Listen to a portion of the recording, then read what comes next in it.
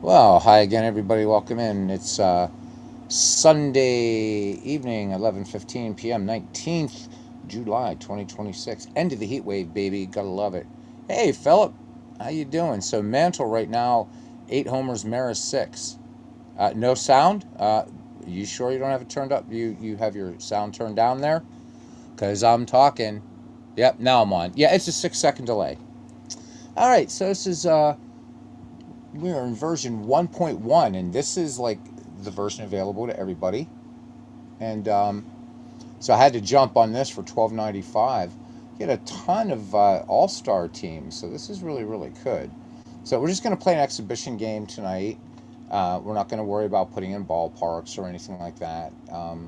So the nice thing about this game is, again, you can just play it as an exhibition. But if you actually want to do the ballparks, logos, whatever, then you have to. Yeah, you got to make it into a project. So doesn't it's hopefully they'll be doing the rest of the 18 games played. Says Philip. Awesome.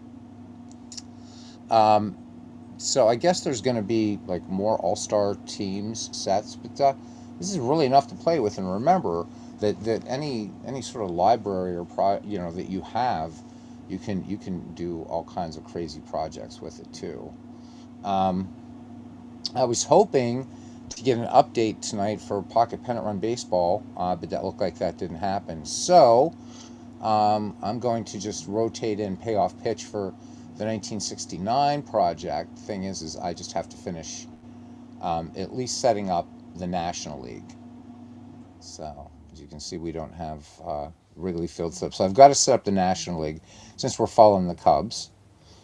So I'm going to be using this game instead of Pocket Pennant Run Baseball. And this is going to be we're using Payoff Pitch, actually using the Payoff Pitch engine, not the board game companion.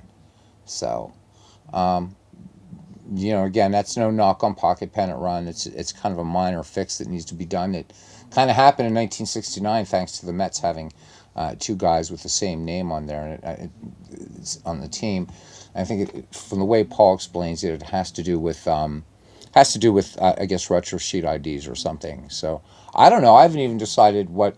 I thought for a little bit we would just look at some of these rosters and then just decide. I don't know that we're going to play like, well, we're going to replay the 19 because I'm not going to worry about putting in what players, whatever we can. If people, enough people say, hey, man, put in so and so or whatever. I'm not going to like, have baseball almanac up here and figure out who came in what inning. I don't really care about that. Um, so I love the fact that this does have all the All Star games. I can only think of two other games. Of course, this one you have to buy them, but I can only think of two games in which they're actually no, only one game in which they're all included, and that is Pocket Pennant Run Baseball. Other games that have it, of course, Diamond Mine Baseball. You can get all the All Star games, and this one at least some of them. So good. Cubs and Met. Okay, yeah. Well, that's the 1969 thing. I'm not. That's not set up in here yet. So, and that's mainly just assigning the ballparks and the logos. So that's what will happen. But yes, this is pretty cool. Just to sort of look at this now, I'm like, okay, hurry up and do the other one. This is 12.95. So for this set, so this is cheaper than buying a season, which makes sense. But really, really, really good stuff here. And let's just, since we've been talking about 1969, let's look at the All Star roster for the 1969 All Star game. We got obviously some heavies here, so I have everybody active on here already. But man, you got Seaver, Carlton. Let's just look at just the pitchers. So Bill Singer, Bob Gibson, Grant Jackson, Jerry Kuzman, Juan Marichal, Larry Durker, Phil Necro, Steve Carlton, Thomas Seaver. So pretty tough. These guys are going to give you all a tough time in 1969, aren't they? And then look at some of these hitters here. There's Roberto Clemente, Willie McCovey, Willie Mays, Tony Perez, Rusty Staub, Ron Santo, Johnny Bench, Hank Aaron, Glenn Beckert. Oh, great stuff. Just great stuff.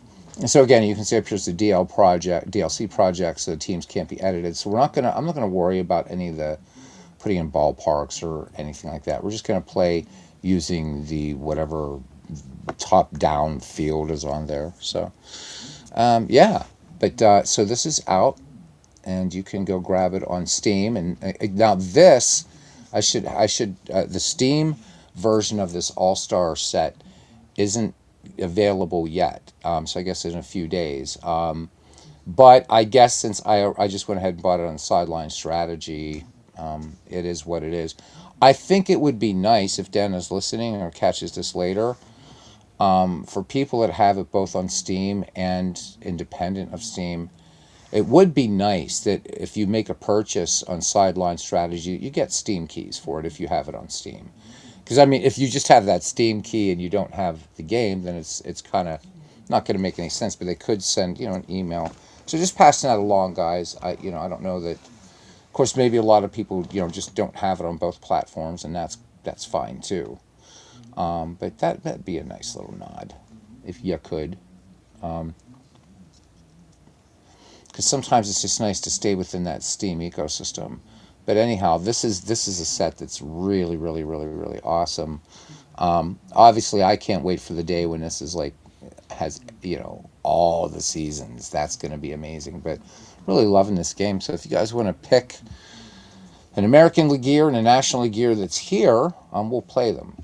And if not, I'm just going to pick two, and we'll just do it. We're not going to do the first All-Star game, although that would be fun as well. We look at the 1933 All-Star game. There's Babe Ruth and Lefty Gomez, Lefty Grove, Tony Lazzeri, Lou Gehrig, Rick Farrell, Joe Cronin, Jimmy Fox, Jimmy Dykes, Roy Averill, Charlie Gehringer. Just great stuff. There's some scrub there named Babe Ruth. Of course, look at who the two highest rated players on here are: Babe Ruth and Lou Gehrig. Actually, Jimmy Fox is rated the highest. There he is, the great Jimmy Fox. There's his card. And let's see, what kind of stats did he have in 1933? Geez, a 356 average, 48 home runs. Definitely the beast.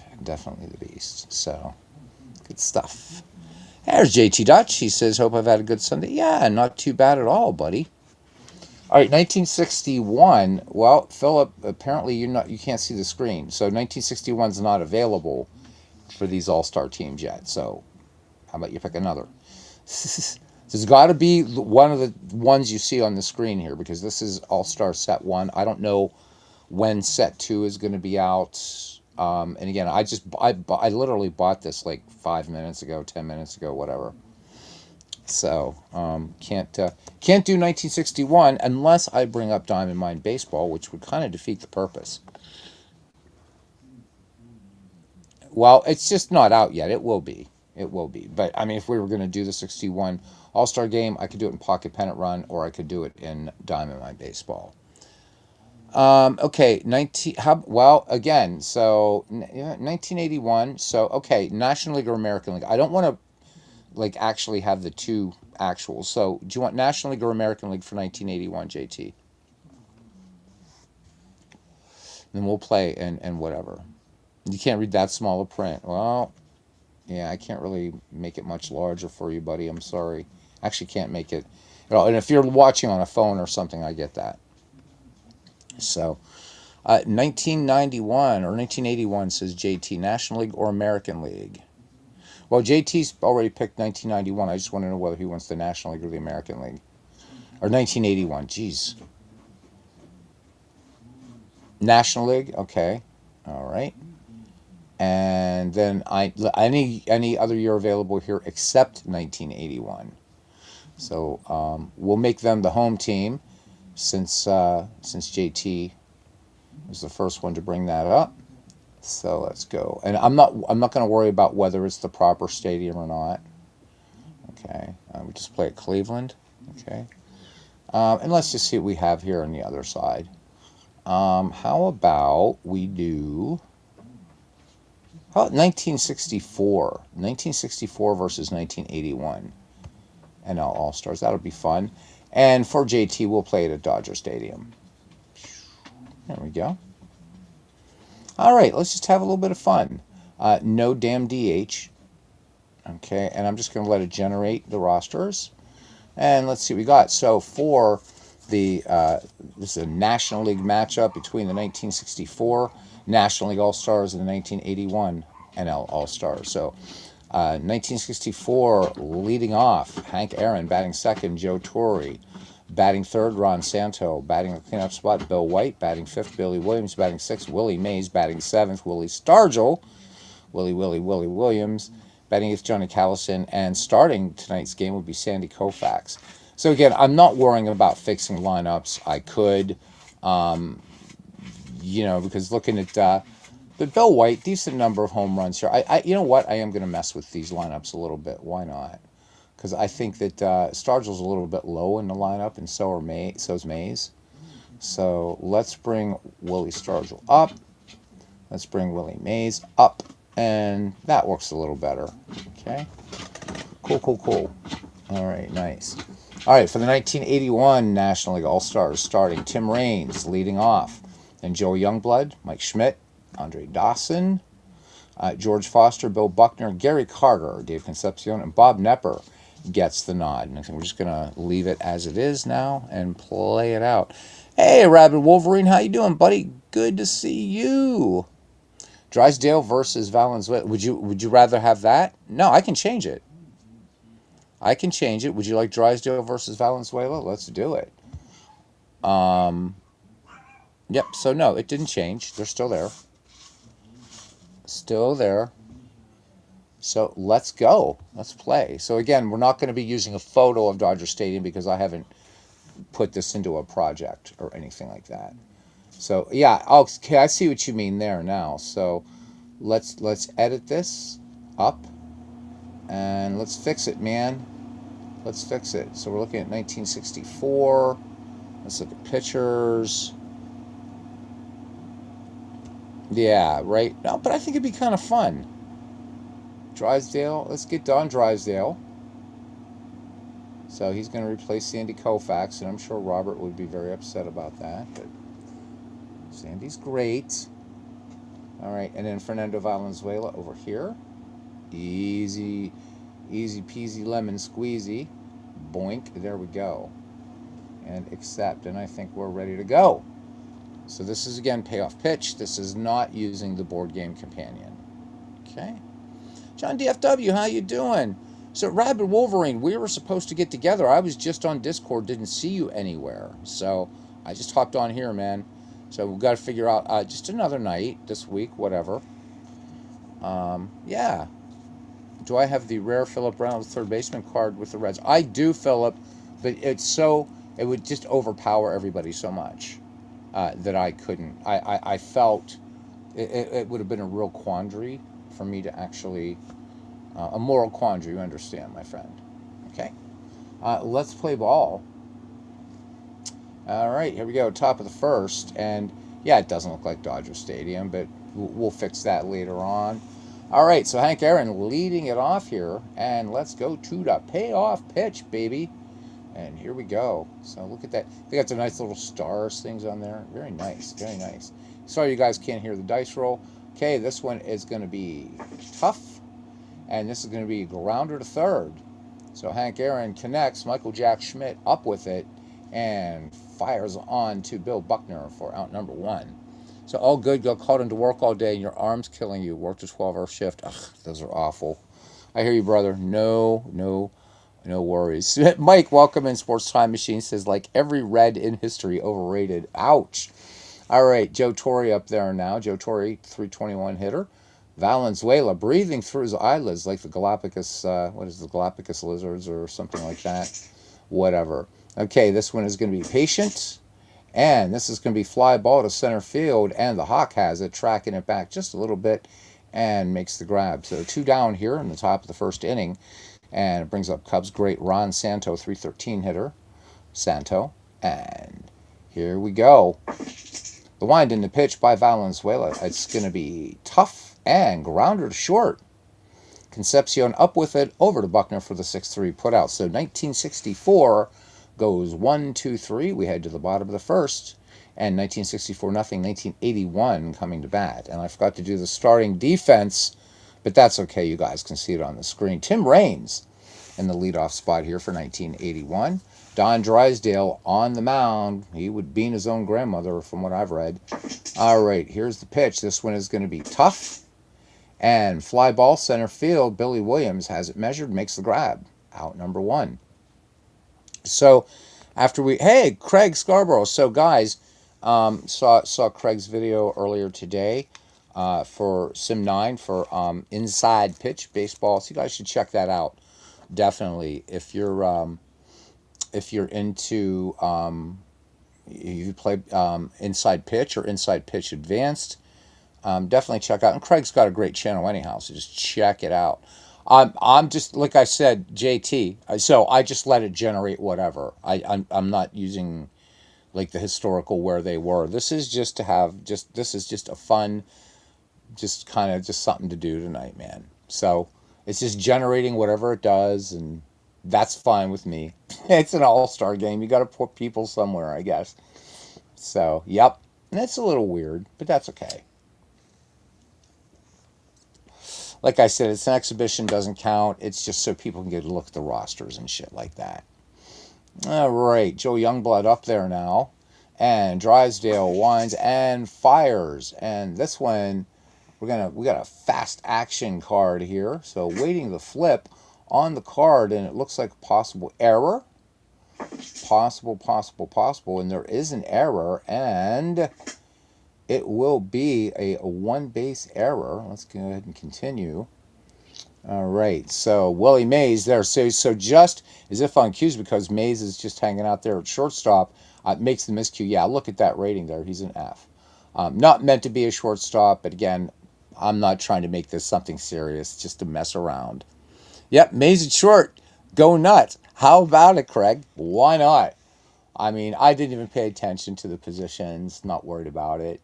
All right, here he is, Michael Jack Schmidt, who is playing his correct position tonight at third base. All right, Joe Youngblood on at first. And here we go. Drysdale from the set position. And this one, tough.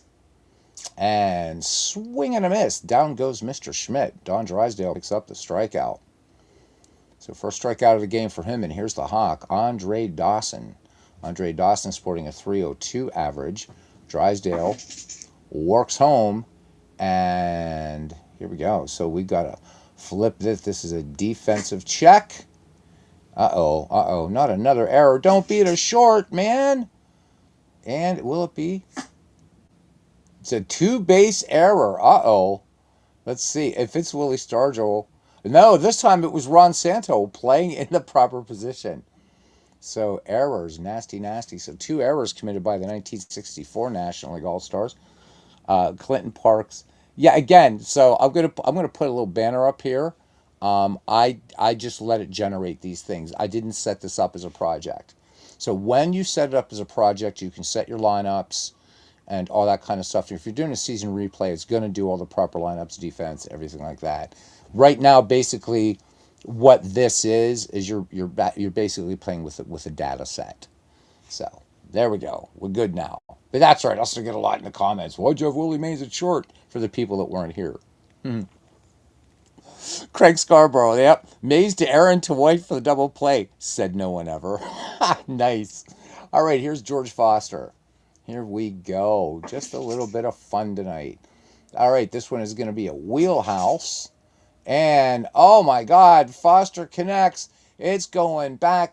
Aunt Minnie is rushing to the window and just gets it open in time. George Foster with a 3-run shot. Ouch. Those errors hurt. 3-0. Don Drysdale's not happy. If I were Bill Buckner, I'd be up there wearing, like, I don't know, some sort of suit of armor or whatever. Buckner, 311 hitter. 3-0, 1981. And Drysdale deals. If you guys really want to see like some all-star stuff, I can actually set it up properly and whatever. And that would be fun, I think. I just felt like rolling up a game, but I didn't want to go to all the trouble of setting up the ballpark and stuff like that. All right, this one is going to be tough. Grounder to second base, so one batter too late. And there we go. Grounder to Hank Aaron at second. How about that? All right, it's the end of the first, 1981 3 and 1964 nothing. All right, Willie Stargell, Willie Mays, and Billy Williams. That's a lot of W's happening all over the place. All right, here we go. The Pops. Way, way, way before he was Pops, of course. All right. And we're off to the races here. Okay, this one is going to be Patient. And grounder to second. Up with it is Tim Raines. And nice little underhand toss there to Bill Buckner for the 4-3 putout. So one down now. And here is shortstop Willie Mays. How about it? Valenzuela to bring it home. He winds and deals. This one's going to be a tough fly ball right field. Joe Youngblood camps under it and pockets it for out number 2. So Aaron Reed joining us in here. How you doing, Aaron? Doing well. Yeah, much better defense, definitely for 1981. 1964 got a little shaft job there. What are you going to do? Here's one of my favorite players of all time, Billy Williams. Valenzuela deals with 2 down, Patience, and Billy Williams indeed patient, and he will draw the walk. All right, stepping to the plate now is Bill White. Bill White, 303 hitter. Had some pop in that bat. Here is the pitch. This one's going to be tough. And Bill White, really tough for him, as he will strike out Valenzuela, picking up the K. All right, and that is 3 away. We go to the bottom of the second, 1981, 3 in 1964, nothing. And it'll be Gary Carter, Dave Concepcion, and Fernando Valenzuela. So anytime you guys want to do change things up in that, we can certainly, go to whatever. But let's just have fun. Yeah. Aaron says he's doing all right. Where was I last night? Yeah, I know, man. I know you're getting for a cracking shinwig lad. Yeah, had some things come up last night, man. I'm sorry. I wasn't even home here to deal with that, and then got home, and I've got a cat I'm trying to sort of nurse back to health. So Dwayne Mart's coming in here causing trouble. He says the greatest center fielder in Major League history that started his minor career as a shortstop, the Mick. So truly, I didn't know that. I did not. I didn't know that Mickey Mantle started as a shortstop. That's pretty cool. So nice. You brought shame to your Irish ancestors. Not going to be so bad, though. You offer him a bit of Tullamore Dew, you'll be fine. You'll be fine, laddie. Not to worry. By this time next year, I'll be probably doing a game for you guys entirely in Dutch, so that'll be fun. All right, here's Gary Carter. Here is Gary Carter. Base is empty, and here we go. Drysdale, this is tough. And strikeout. Down goes the kid. Don Drysdale picks up his second strikeout of the game, and here's Dave Concepcion representing the, is he representing the Reds? Yes, he is. The Cincinnati Reds. All right. And this one is tough. And this one grounder to short. And the great Willie Mays, as far as shortstop, he is third on the list. Hannes Wagner, Archie Vaughn, and Willie Mays. No, I didn't know that, Dwayne. That's really, really cool. Down goes the kid, says Aaron Reed. All right. I have to say that I love the I just love the flow of this game. Just how well it plays. Great job. All right, this one is an in-play result, and liner to short. And Willie Mays, look at him, man, flashing the leather out there. How about it? All right. End of the second, and it is 3-0. All right, Johnny Callison. I believe Johnny Callison representing the Philadelphia Phillies, the infamous swooning Philadelphia Phillies in 1964. You heard on Dave Gardner's channel that Game Pulse will have online play. Yes. Don't know exactly when, so any of you bums have this game. And by the way, speaking of online play, we can do that now of course, we can do it in Strat Max, but did you guys check out that Base 8 ball I showed you guys yesterday? Play exhibition games and online all the seasons for free forever, or if you subscribe to the game, it's $29 a year. So you guys should check it out. It's Status Pro Baseball. Pretty nice stuff. The only thing there is a bug in that game. If you turn off the designated hitter, it doesn't actually turn off. So hopefully, whoever's developing that game will fix it. All right, Johnny Callison. Here we go. Valenzuela deals. And Aaron, hopefully that game is working out for you. By the way. All right, this is going to be a tough result, and it's a strikeout. So Fernando, see, it is about breathing through the eyelids, isn't it? Second strikeout for him. All right, here's Don Drysdale now, the angry Don Drysdale, and this is going to be a tough result. And Don Drysdale is going to whiff. Third strikeout for Valenzuela, and Mr. Drysdale will go have a seat. All right, back at the top of the order for Henry Aaron. And don't the cards look great too? They just, a lot of people, or not a lot, some people whining and whinging, but this game is really, really, really coming along very, very well. All right, here we go, here we go, here we go. But again, it's play what you love, right? All right, tough result.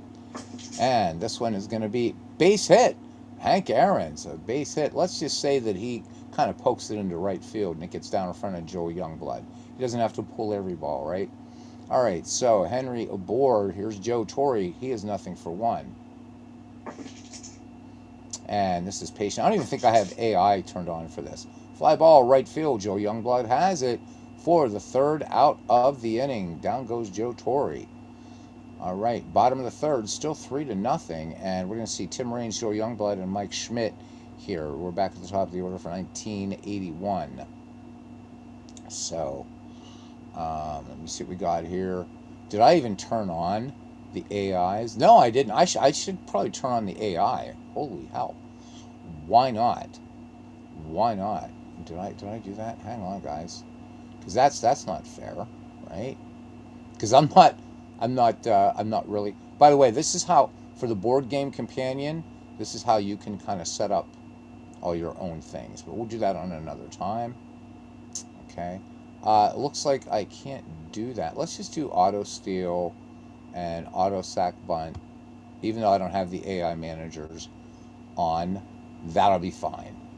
Okay, let's resume game. Sorry, my bad. I have them turned off for the board game companion. So, all right, Drysdale deals to Tim Raines. Here we go. This one, okay, we've got a ballpark result here. And here we go. So that's going to be in play. And base hit. There it is. Base hit, baby. Base hit for Tim Raines. So Raines aboard. Second hit for 1981. All right. And we're going to check for a steal jump for him. And here goes Tim Raines. Tim Raines caught stealing. Joe Torre guns him down. Out of there. All right. That's much better. That's much better.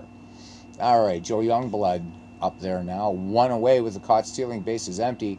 Drysdale winds and deals. This one tough. And this one's going to be fly ball to right. And Johnny Callison flags it down for the second out of the inning. Honestly, better off with that AI. Yeah, I'm just not. But I just don't really feel like being serious with it. But yeah, I get you.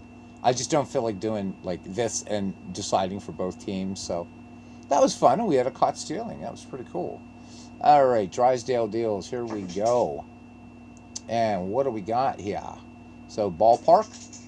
And this is going to be wheelhouse for the batter. And Michael Jack Schmidt. Oh, my God. Aunt Minnie, I hope you kept the window open because it is long gone, as Ernie Harwell would say.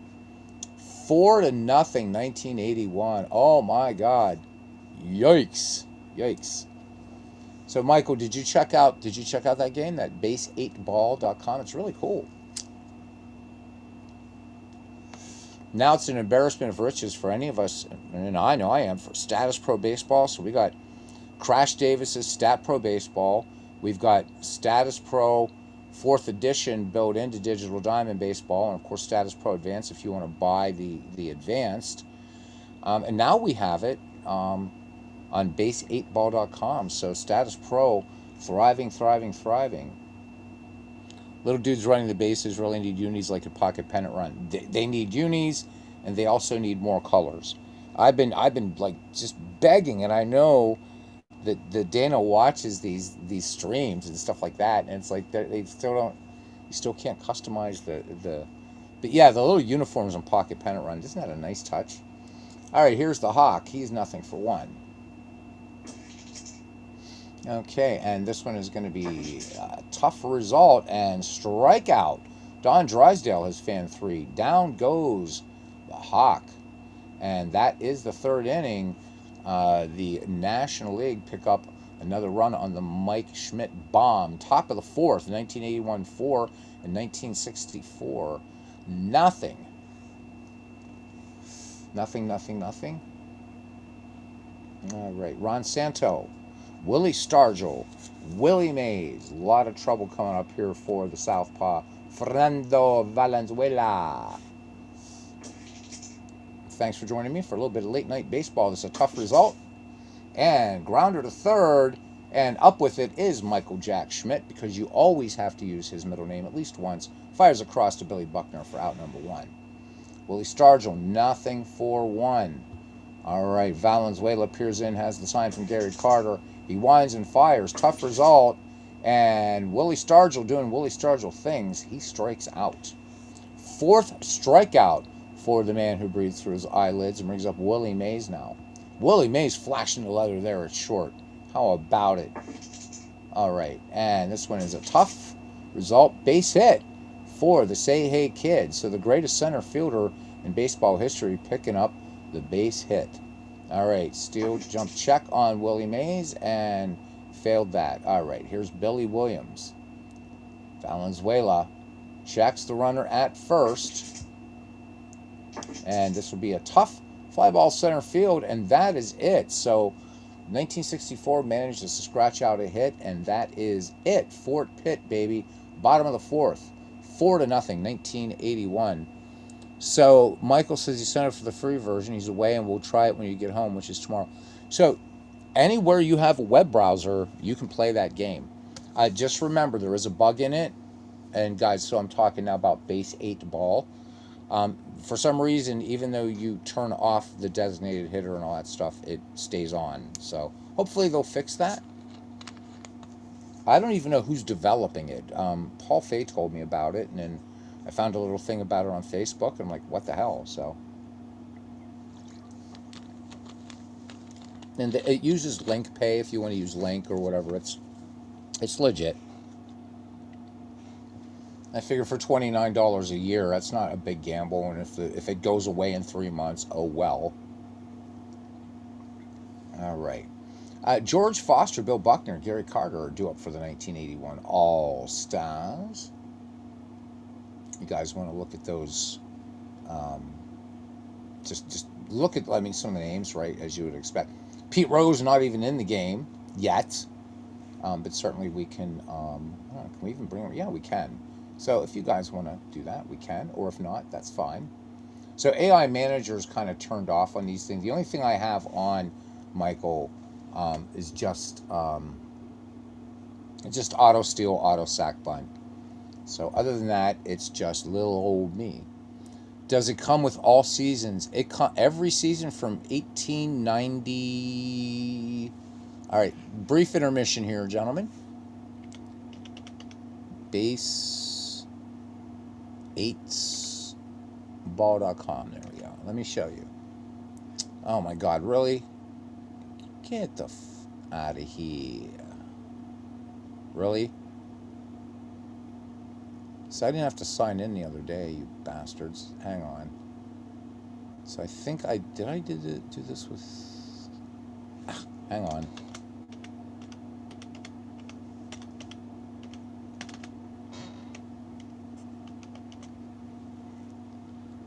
I don't remember which email. Oh my God. So hang on. I forget which email I used for this thing now.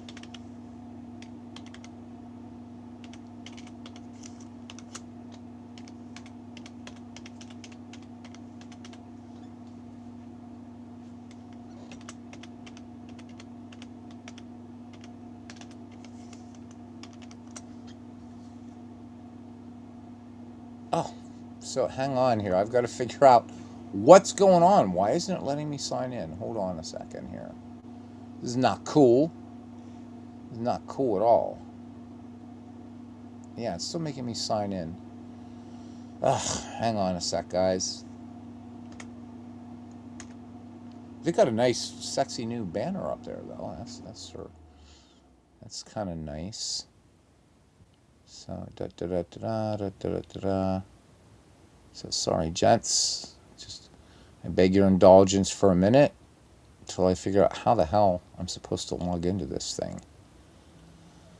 It's always something, isn't it? Always something.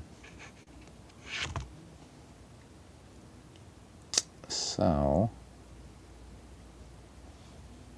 alright, so what's my email? I don't think it's that, man. So, yeah, we'll return to station identification.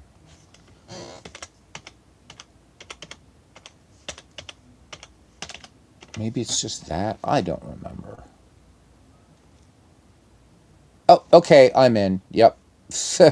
I'm in. So let's save that. Jeez. I'm sorry, guys. All right, let's bring this over. So here's what you get. So if you have the free version, you just can't create a season. But if you just go back here, you can play all the exhibition games are free, and every season, so going all the way back to 1898. So you can play all the Status Pro baseball you want on this. So pretty cool stuff. So there you go. And did a little game of it yesterday. Again, you can't turn off the, I don't know why. I'll show you guys what I mean. So real quick, let's do 2015. And got to give it a minute. Their server is pretty damn slow. So 2015 Pittsburgh Pirates.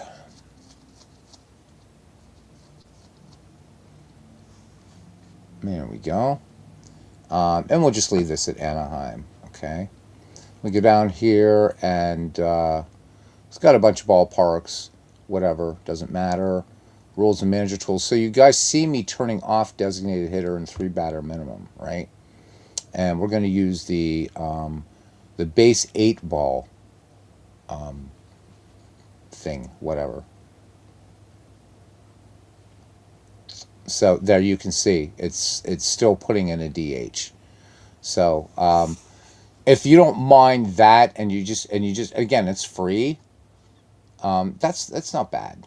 It's I'll deal with it, and then you get to see what it looks like here really quickly.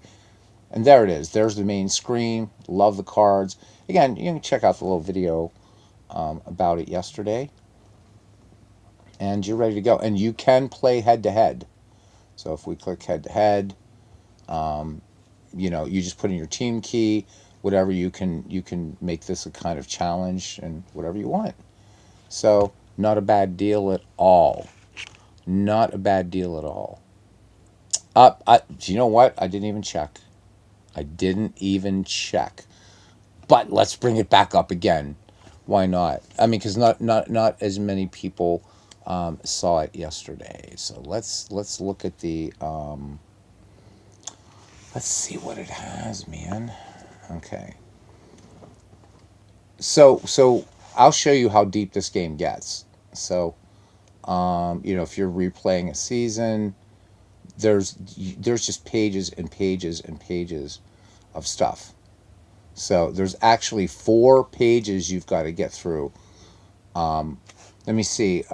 This seeds a chosen year's real teams, divisions, and historical schedule, and it auto sims, so you can invite managers to take over any team just watch, and then custom builds the league from scratch with a draft. You cannot change that. So it does use the as a historical schedule. So whether that's as played or as scheduled, I don't know. There's a lot of good help files here to go on. But right now, I would just say that if it looks like something that you would play, and you saw how nice that really looks, and I have no public leagues. I guess not a lot of people know what's going on with this thing yet. But it's really cool. It's really, really cool. And again, just to have all that there for you, and try it out for free. Try it out for free. Can't hurt. The only issue is the that I'm seeing right now is the DH thing. So, all right, Drysdale to deal here to George Foster as we get back into payoff pitch baseball. This one is in play. Fly ball, left field. Willie Stargell has it. And down goes Mr. George Foster, who had a big home run in this game, that 3-run shot. All right, one down now for Bill Buckner. Let's be kind to Mr. Buckner, superb baseball player. All right, this one is in play, fly ball, center field, and this time it's Billy Williams. So, can the third out go to Johnny Callison? We'll see. Gary Carter struck out his last time up. As Aaron Reed says, down goes the kid, down goes the kid, down goes the kid. This one is going to be a tough result and a strikeout. So Don Drysdale now with 5 Ks in the game, and that is the third out of the inning. We've played 4 here, and it is 1981 4 and 1964 nothing. Bill White, Johnny Callison, and if we want to put another pitcher and get a pinch hitter, we can do that for Mr. Don Drysdale. Valenzuela deals. Here we go to Bill White. This one, tough result and fly ball, right field. Joel Youngblood. Joel Youngblood's been busy out there today in right field. Let's bring up Johnny Callison now. Johnny Callison struck out against Valenzuela. Valenzuela with 4 strikeouts and a walk. I like making the cards pop out. And this one is patient base hit for Johnny Callison. There we go. All right, 1 out. Let's go ahead and cancel. Do you guys want to... let's go to our bench. Let's go to our bench. 1964.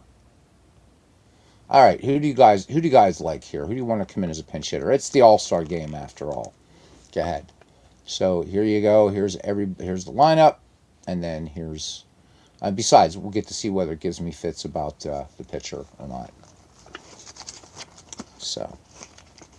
got some good names on here. Some good names. Or we can just let Drysdale have a sacrifice bunt. Whatever.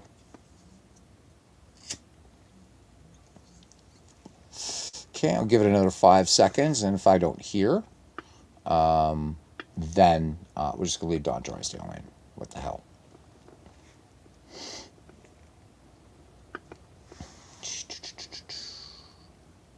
So, another nice touch here. Any player that you click over here, you get to see his card over here, which I think is real nice, real snappy. Look at that, man. Just boom, boom, boom, boom. It doesn't care.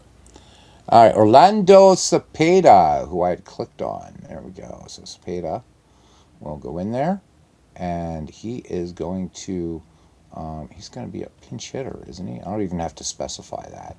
Okay. Cool. Let's go ahead and accept that. All right. And Orlando Cepeda. Here we go. 304 average for him. 31 home runs in 1964. And here we go. All right. And that was just the old stolen base check. Here we go. And this one, tough. And Cepeda flies to center. And Dawson has it. No place for Johnny Callison to go.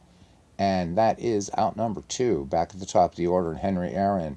Aaron 1 for 2. Valenzuela to Aaron. Result is going to be tough. And this is going to be a little grounder to short. Concepcion up with it. And he throws to first for out number 3. Okay, yes, 2 players are assigned to first base. I know that. So we're going to fix that right now. So Orlando Cepeda is out of there. Give me a pitcher. We need a pitcher. Who you guys like in here? Shall we keep it all California here and bring in Juan Marichal?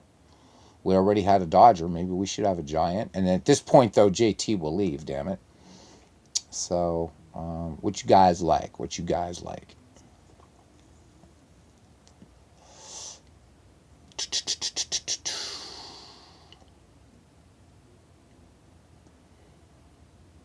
I don't want to turn on the AI manager for that. So, I don't know. I'm thinking Marischal. Why not? Or wait, let's switch them up. Let's put in a lefty. Let's put in Sandy Koufax. Why not? Why not? Let's put in Sandy Koufax, and boom, there we go. All right, Koufax on the mound. Let's look at Sandy. Look at that. That's just ridiculous. 1.74 earned run average, 223 strikeouts, and 53 walks. That's just insane, isn't it? The left arm of God, one of the greatest lefties, one of the greatest pitchers of all time. All right, Dave Concepcion, and then Valenzuela. I think we're gonna pinch hit for him too. Let's see what happens here. All right, just get some fresh meat in there, right? Okay, this is patient, and Dave Concepcion draws the walk. So Sandy Koufax greeted rather rudely. Okay, we're gonna do the old steel jump, and he failed it. Okay, Valenzuela is out of there, man. So let's go to 1981 and let you guys, if you want, pick a pinch hitter for 1981.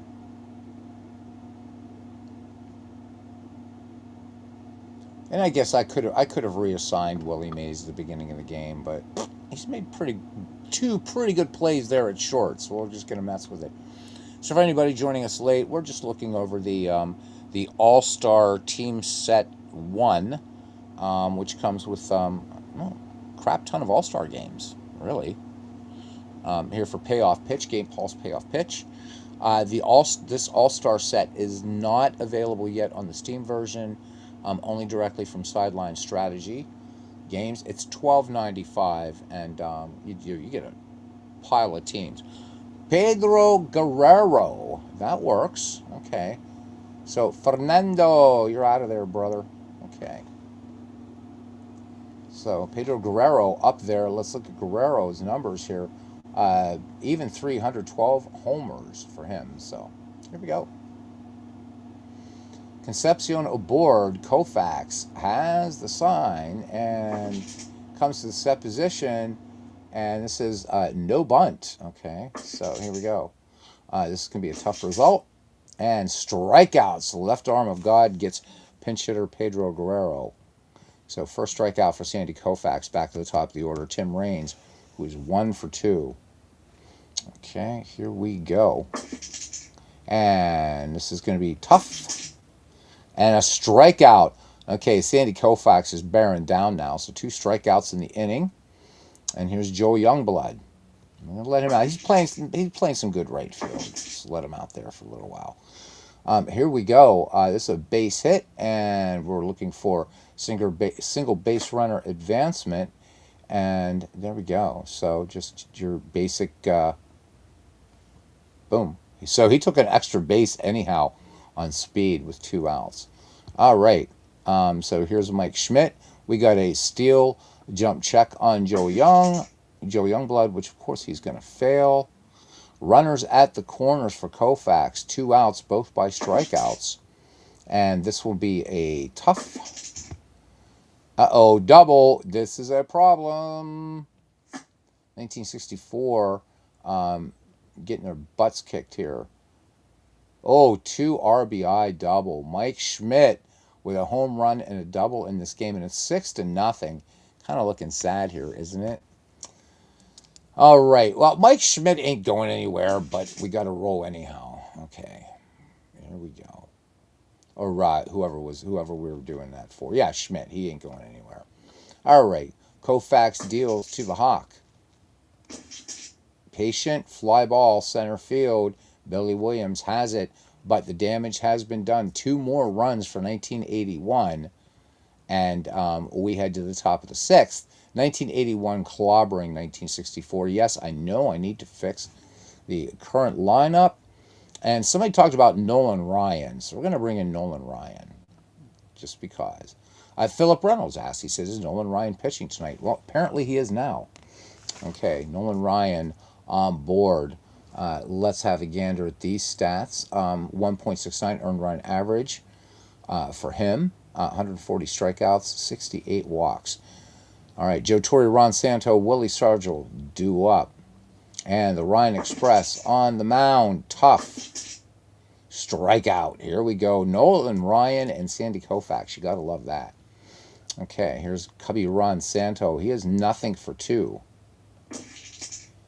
All right, and this one tough. And he's going to ground this one to second base. And Tim Raines pretty much bare hands that one. Goes 4-3 for out number 2. 1964 just getting outclassed here. Here's Willie Stargell. 0-2 with a strikeout. And patient for Willie Stargell. Pretty amazing, but he's going to ground to second. Raines up with it, and that is the 3rd out of the inning. Bottom of the 6th. And 1981 leading this one 6-0. Turning into a yawner, gentlemen, a yawner. George Foster with a 3-run homer in this game leading it off, and then Bill Buckner and Gary Carter. All right, here we go, here we go, here we go. Sandy deals. This one tough. And fly ball out to right field, and it's Philly Johnny Callison. Popping it in the old saddlebag for out number 1. Bill Buckner now. And this one's going to be patient, and Buckner, base hit. And he gets this one past second base. All right, here's the old steal jump, and failed, of course. And here's Gary Carter, the kid. All right, there's no bunt on this play. Tough. And grounder to second base. And let's roll for this, and let's see what the hell happens here. Double play check. And it is a double play. Wow. All right. So that one looks like a 4-6-3 double play. Indeed it is. And that ends the inning. Top of the 7th. Still 6-0. So those errors hurt. 2 errors committed by the 1964 National League All-Stars that led to those 3 runs in the bottom of the 1st. And right now, the 81 team pitching a 3-hit shutout. So Nolan Ryan on in relief here of Fernando Valenzuela. Here's Willie Mays. He's 1 for 2. Say hey kid, patient. Swung on, fly ball, center field. Dawson tracks it at the track and brings it down. All right, 1 away. Here's Billy Williams. Billy Williams, nothing for 1 in the contest. And this one tough for Billy. And whiff, swing and a miss, strikeout. Ryan Express gets him. Roars past the station. Here's Bill White. Tough. And base hit for Bill White. So manages to get just get a little flare single there. Here's the jump. Here's the steal jump check. Failed. Continue. Johnny Callison 1 for 2 with a strikeout. And this one tough. And grounder to second. And that is it. So 1964 just not getting it done. It is the 7th inning stretch here with some payoff pitch. Just an exhibition game here between the 1964 National League All-Stars and the 1981 National League All-Stars, brought to you by J.T. Dutch, whether he realizes or not. So, good stuff. I'm really, really hoping you guys will give Base 8 ball a chance. Even play some exhibition games with it. Hell of a bargain. Why not? It doesn't take up any hard drive space. All on the intrawebs. All right, here's Concepcion. It'll be Concepcion. We're going to let Nolan Ryan hit for himself. Why not? I like this Koufax and Nolan Ryan action going on right now. Okay, this one is going to be a tough and grounder to second. Aaron to White for the 4-3 put out. That's right, Hank Aaron hanging out at second base. And here's the Ryan Express. I don't know what damn card he has here. Card number 9. Number 9. Number 9. Only Beatles fans will get that one. And this one tough. And he whiffs. All right, Sandy Koufax picks up his 3rd strikeout of the game. I mean, what the hell? They're leading 6-0. All right, left arm are gone, ready to deal now to Tim Raines, 1 for 3 with a strikeout.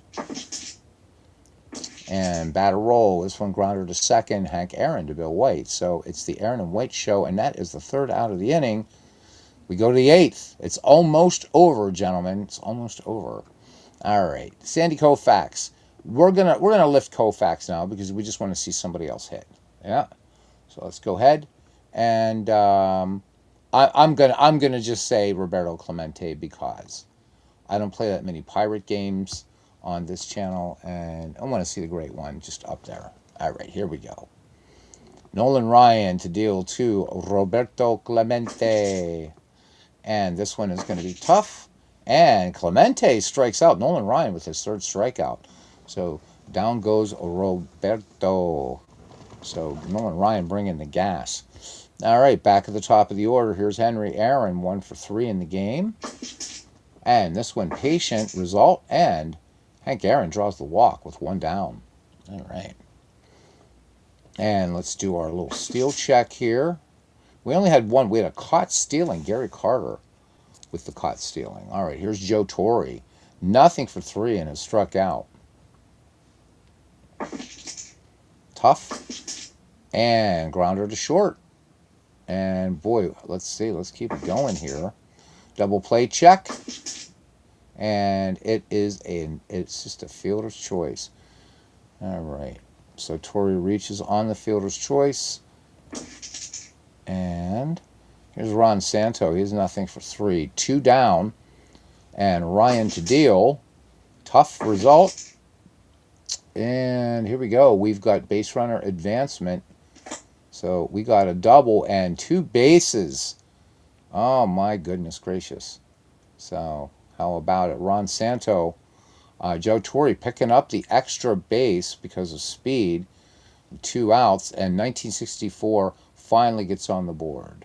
Okay, and yeah. All right, here's Willie Stargell, nothing for 3 and a strikeout, trying to get something going for 1964.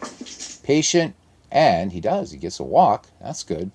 2 on, 2 down for Willie Mays, 1 for 3. Come on, Willie. Come on, man. I'm rooting for 1964. I know it's a moot point, but there you go. And this one is going to be an in-play result. This was a ballpark check. And fly ball center field. Willie Mays does not get it done. So the 1964 National League All-Stars scratch out 1 run. We go to the bottom of the 8th inning. 6-1, 1981. And no, JT did not rig this game at all. Yes, I know I need to fix the current lineup. And boy, I don't know. You know what? We're just going to bring in Juan Marichal. We're bringing in all the big names tonight. So Roberto Clemente will sit down because I don't feel like doing any sort of that nonsense of double switching and stuff. Nobody likes the double switch, but it is what it is. All right, you know what, Joe Youngblood, he's 1 for 3, but let's just muck about here a little bit. Let's go to 1981. Let's bring in I don't know, whatever, whomever. Let's bring in Manny Trio. Why the hell not? Why not? So Manny Trio will come in as a pinch hitter. I thought. Maybe did I not do this right? I thought I just dragged him over there. Hang on, baby. Yeah, there he is, Manny Trio. Well, come on, dude. There's Manny Trio. Okay, may have found a bug here, man, because it's still Joel Youngblood. Yep. Oh, well. Okay. Never mind. All right, this is patient and double by Joel Youngblood. He said, dude, you're not taking me out. All right, rips this one into the outfield for a double. Okay, don't know why that didn't work, but that's okay. We're going to go with it. Steal jump check, failed, and here's the pitch. Michael Jack Schmidt, 2 for 3 with 3 runs batted in, a double home run and a strikeout. This one in play and fly ball center field, and Billy Williams tracks it down. 4 out, number 1. All right, Andre Dawson now. So never take Joel Youngblood out of the game. He doesn't want to be out of the game ever. We're going to have a Joel Youngblood league or something. This is an in-play result and grounder to second. And here we go. Let's go ahead and check for this. And we're looking for advancement. And runner on second advances to third, and the batter is out at first. 2 down, Joe Youngblood just 90 feet away here for the potential 7th run for the 1981 squad. Brings up George Foster. Tough play. Here we go. And grounder to short. And that will end the inning. Willie Mays, the great shortstop out there, to Bill White. All right. We go to the top of the ninth, 1964. I have two play. Of course I do. See, so it left Manny Trio in there. I don't know what the hell it's thinking. All right. Anyhow, let's bring in Steve Carlton just because we're mucking about here tonight. No serious baseball. All right. Billy Williams, Bill White, and Johnny Callison. This is it. Never going to pull Billy Williams, so we're not going to even get funny about that. This is a tough result. And grounder to second. Tim Raines to Bill Buckner for out number one. All right, here's Bill White, 1 for 3, and he is whiffed in this game. This is another tough result and a strikeout. 2 down, and that will bring up Johnny Callison. And let's just let him finish the game. Tough, and fly ball to right. Joe Youngblood tracks it down, and that is your ball game. That's your ball game. So 6-1. Not much really to go over here, except that Fernando Valenzuela gets the MVP of the game, and there's the new box score. So that's why I did want to go to the new box score. I think the new box score looks really, really cool. Again, it's that sort of kind of the same color scheme that we're seeing in that base 8 ball. And I do have to say, Pocket Pennant Run, which I felt had the best scorecard in the game. Now there are 2 other games that do it just as nicely, and that's this game, Payoff Pitch, and also base 8 ball. I really love the scorecards in that game, so it's really nice to see that. So there we go. We can look at 1964. There's 1981. Nice, clear, easy to read. Just good stuff. Good stuff. So there's your newspaper style box score. Nothing's changed there. There's all your player results, and of course, you can just look at the scoring plays or whatever. There's all the dice trends and all that kind of stuff to geek out on. All right, let's end the game. That's it. That is it. That is it. That is it. So it's the Payoff Pitch All-Star set number 1. I know that there's supposed to be like 2 of them released, and I wish that would have happened, but plenty enough to play with right there. So maybe once more of these are released, I will actually do my research and set up the ballparks, and we'll actually do some proper all-star games. I think that'll be fun. So, JT, do you feel like shooting a shit for a little bit or not? If so, we'll bring you on. And if you don't feel like shooting shit, we'll just do it another night, and I'll just sign out. So, an hour into the broadcast. So, while you guys decide, I'm going to be using 1969. 1969 is one of the other baseball engines, and not including Pocket Pennant Run this time because of that 1969 retro sheet ID problem. Because I don't see... How am I holding up? I'm all right. I haven't held up any trains in a while, so doing pretty well. Yeah, I'm not seeing any update from Craig Harris, so that's okay. All right. Let me just fix my sound settings here. I got to stop the screen share. Oh, actually, I don't think I have to stop the screen share. I just got to set my sound settings, and we'll get you on here, brother. My brother from another mother. All right. And speakers, boom. Yeah, I don't have to be at work till 1 o'clock tomorrow, man. I'm good. So...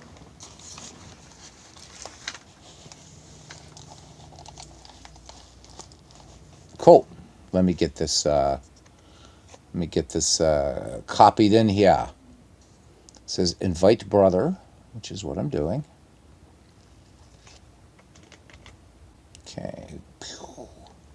See, I always want to put it on the tin that you're coming on, but I never know if you're going to be on here, like from Sunday to Sunday or whatever. So I don't want to false advertise and say JT Dutch is going to be here. People get excited, and then he's not. We don't want that. All right. And there he is. There he is. Can you hear me, brother? Can you hear me? We always have these things when JT comes on at first. Are you there, dude? You're muted. You're something or other. I don't know what. We will wait with bated breath. I don't even know what bated breath is. Whatever that means, that's what we're going to wait with.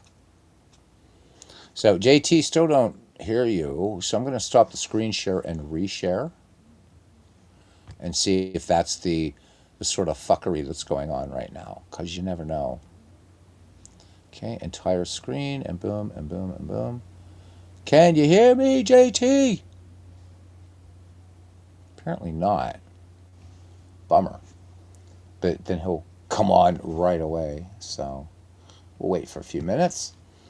So yeah, guys, there it is. I like it. I like that new set. There's a lot of fun stuff to play with in here. And can I say, JT, are you with us, brother?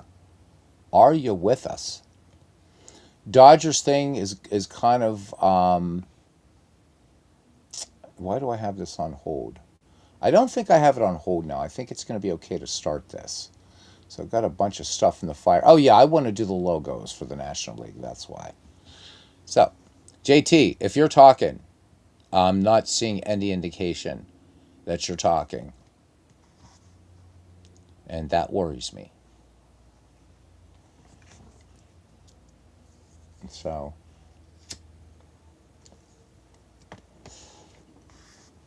it's I got it.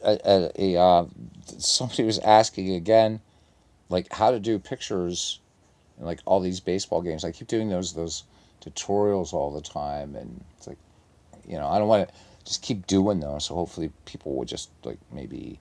I usually say, oh yeah, just go ahead and look at all my videos and stuff or whatever. But it'd be kind of fun. There goes JT, disappeared. Hopefully he comes back. But yeah, so. I think somebody wanted to know how to set up logos and stuff like that. I can show how to do that really, really quickly. Pretty simple.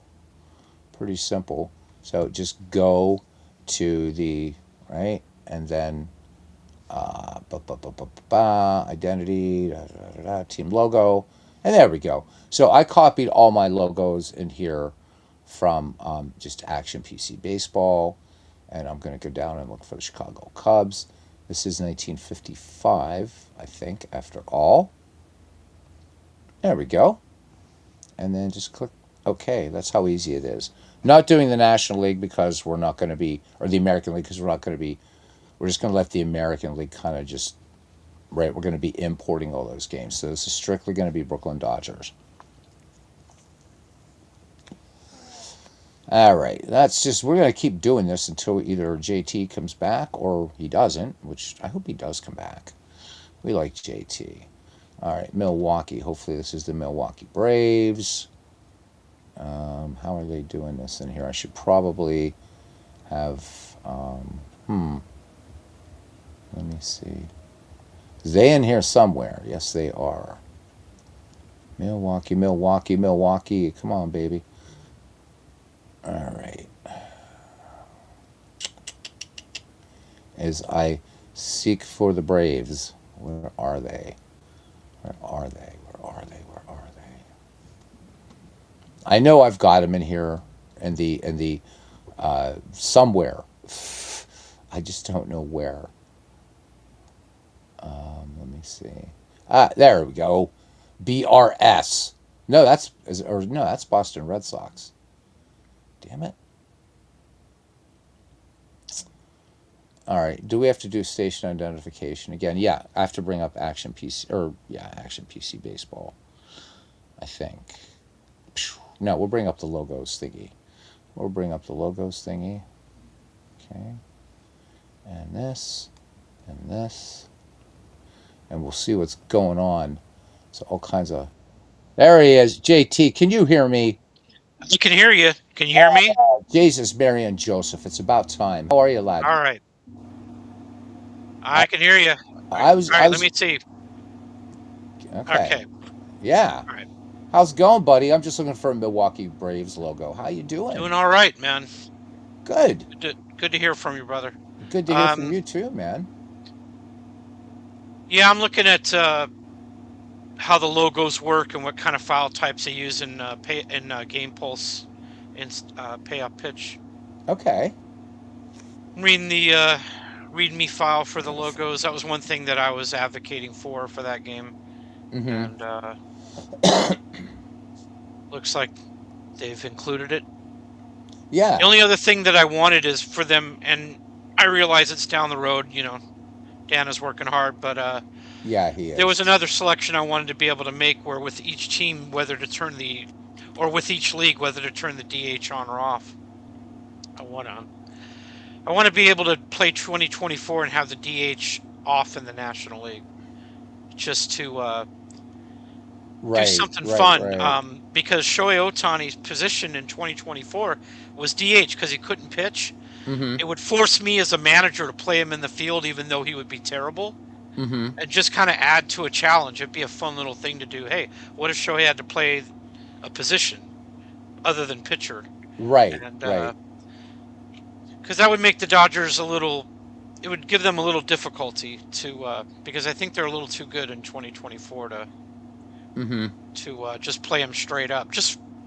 But no wrong way to play a game. We all know, baseball demos reminds us play any game you want, any way you want to play it. Precisely. This is just something for me to add to my challenge. That's all it is. Oh yeah, makes total Uh, sense. But and I've never been a big fan of the universal DH anyway. I don't think many people in here are. No, Some I don't some think love so it, either. and that's fine. Whatever. Probably the American League guys, I'm guessing. Probably Well, like it. I liked it when it was just in the American League, but I think we've talked it over before. Like, I liked when the leagues were different. It made it cooler that Mm-hmm. both leagues were separate yet equal, and they had different kind of rules, different umpires. Right. It made it cooler to me. Just my own aesthetic enjoyment of it. So Oh, I totally. I mean, I totally agree with you on that. Um, but oh, there we go. Philadelphia Phillies. Rabbit Wolverine, the All Star game went out of favor with me after interleague play started. That's when I pinned it down. That was the year I stopped. I think '97 was the first year of interleague play, and I never really cared about All Star games after that. I don't know, just didn't. I didn't watch the All Star game this year. Didn't Neither watch did I. any of the All Star festivities. Not saying they're bad. I'm not. You know, if you enjoyed them, somebody responded to me on social media and said I really liked the All Star game. If you enjoyed it, that's great, man. Watch what you enjoy. If you stayed on it because you enjoyed it, that's great. That's what you want. The whole point of life is to have fun. And Exactly. I've heard it was. I've heard it was a pretty boring All Star yeah, game I this mean, year. the National League just didn't hit, or the pitchers were just too tough that day. That's fine. And with that, and saw a friend of mine at work was saying it was just too many damn commercials too. Oh well, and But also the what are you crowds gonna now do? for the All Star games are kind of corporatized, and it used to be real fans at the All Star game. I think they kind of went away from that over the years. Yeah. It's kind of like that Super Bowl crowd. The very few real fans at the Super Bowl. It seems like there's a lot of corporate types that pretend to be fans, and that's okay. Whatever. You mean sort of like the commissioner? Kind of, yeah. I mean, I'm just It, convinced that Manfred's not a baseball fan anyhow. no, So but I mean, if they got, everybody's like, well, get rid of Manfred. Okay, well, they'll just find another lackey for the owners. yeah, There's plenty of those. yeah. It's like they're never going to run out of lackeys. I mean, that's an inexhaustible resource right there. An So, inexhaustible resource. True it's not that, going to man. really matter. They're just going to find the next Manfred. It's just the way that it is. I wish I could give you guys better news about that, but they're not going to find. It's not.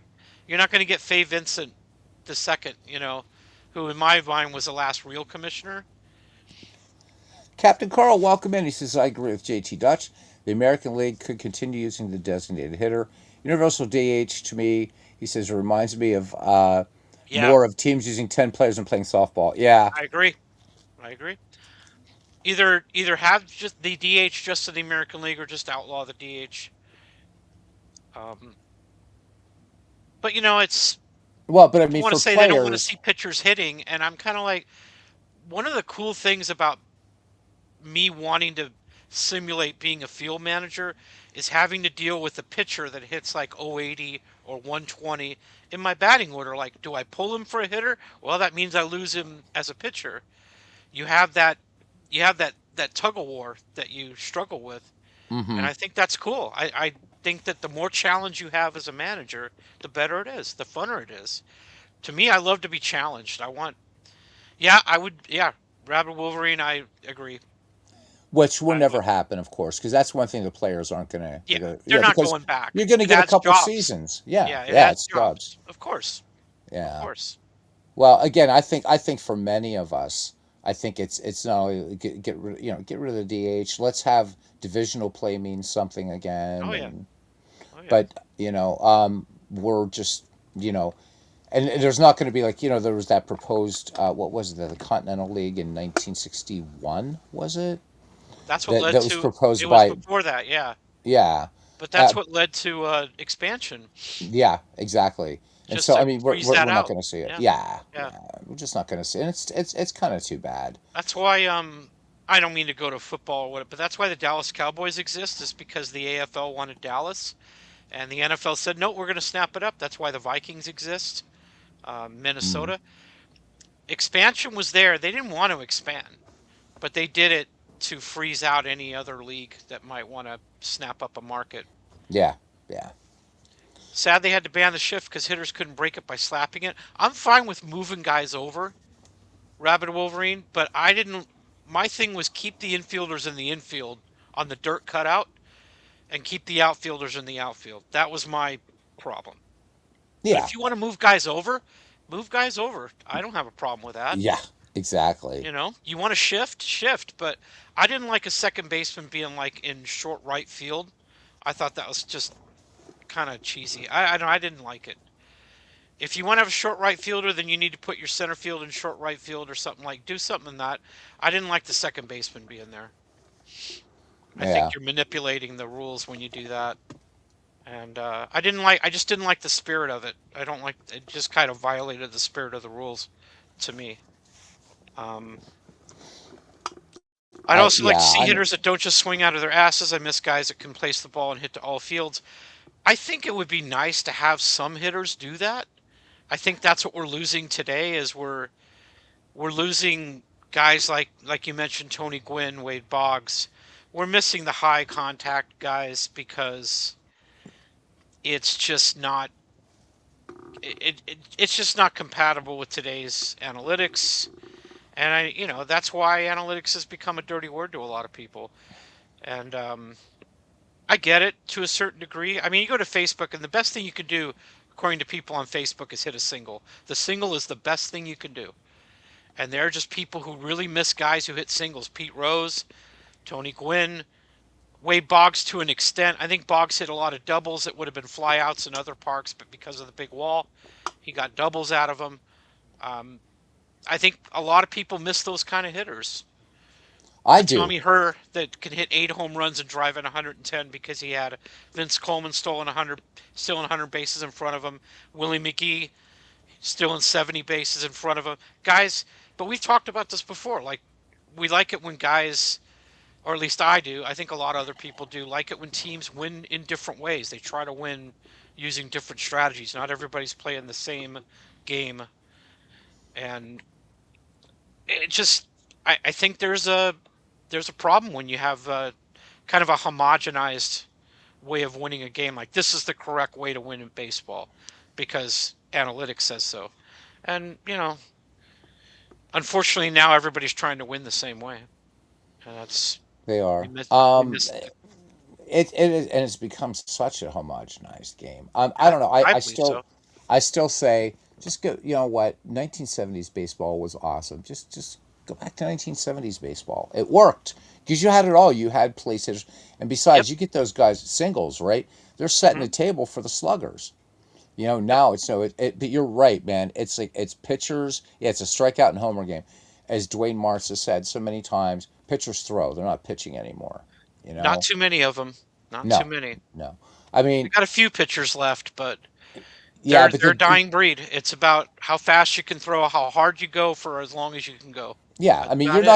you're not going to see the days of like Greg Maddox are gone. They're gone. Yeah.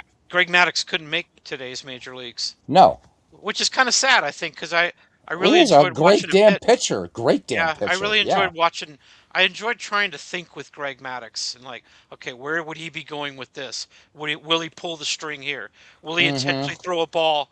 Like there'd be two and two counts where Greg Maddux would intentionally throw a pitch off the plate to make it full, ramp up the tension, and then pull the string on a guy because the guy was be overeager on a full count. And I Yep. love that stuff. I love thinking along with him. And I mean, yeah, Maddox was just, yeah, and you're right. He wouldn't make it. I would go so far as to say a lot of the Yeah, great pitchers wouldn't make it because the game has changed so yeah. profoundly in Maddox that way. topping out at 90 on his fastball. I don't think that's acceptable today. I think you got to That's well, throw yeah, that's at shit. least 95. That's an You know, off-speed pitch now. pretty In the much. '90s. Pretty. Yeah, Yep. There are guys who throw 90-mile-an-hour changeups, yeah. which is pretty crazy when you think about it. I I I admire that they can do that, but I don't think that should be exclusively the way to pitch. But again, I mean that's what quote unquote advancement in analytics does. It kind of homogenizes things, and this is the right way to build a pitching staff. This is the right way to. You need an opener, and then you need a follower. Okay, well, Yeah.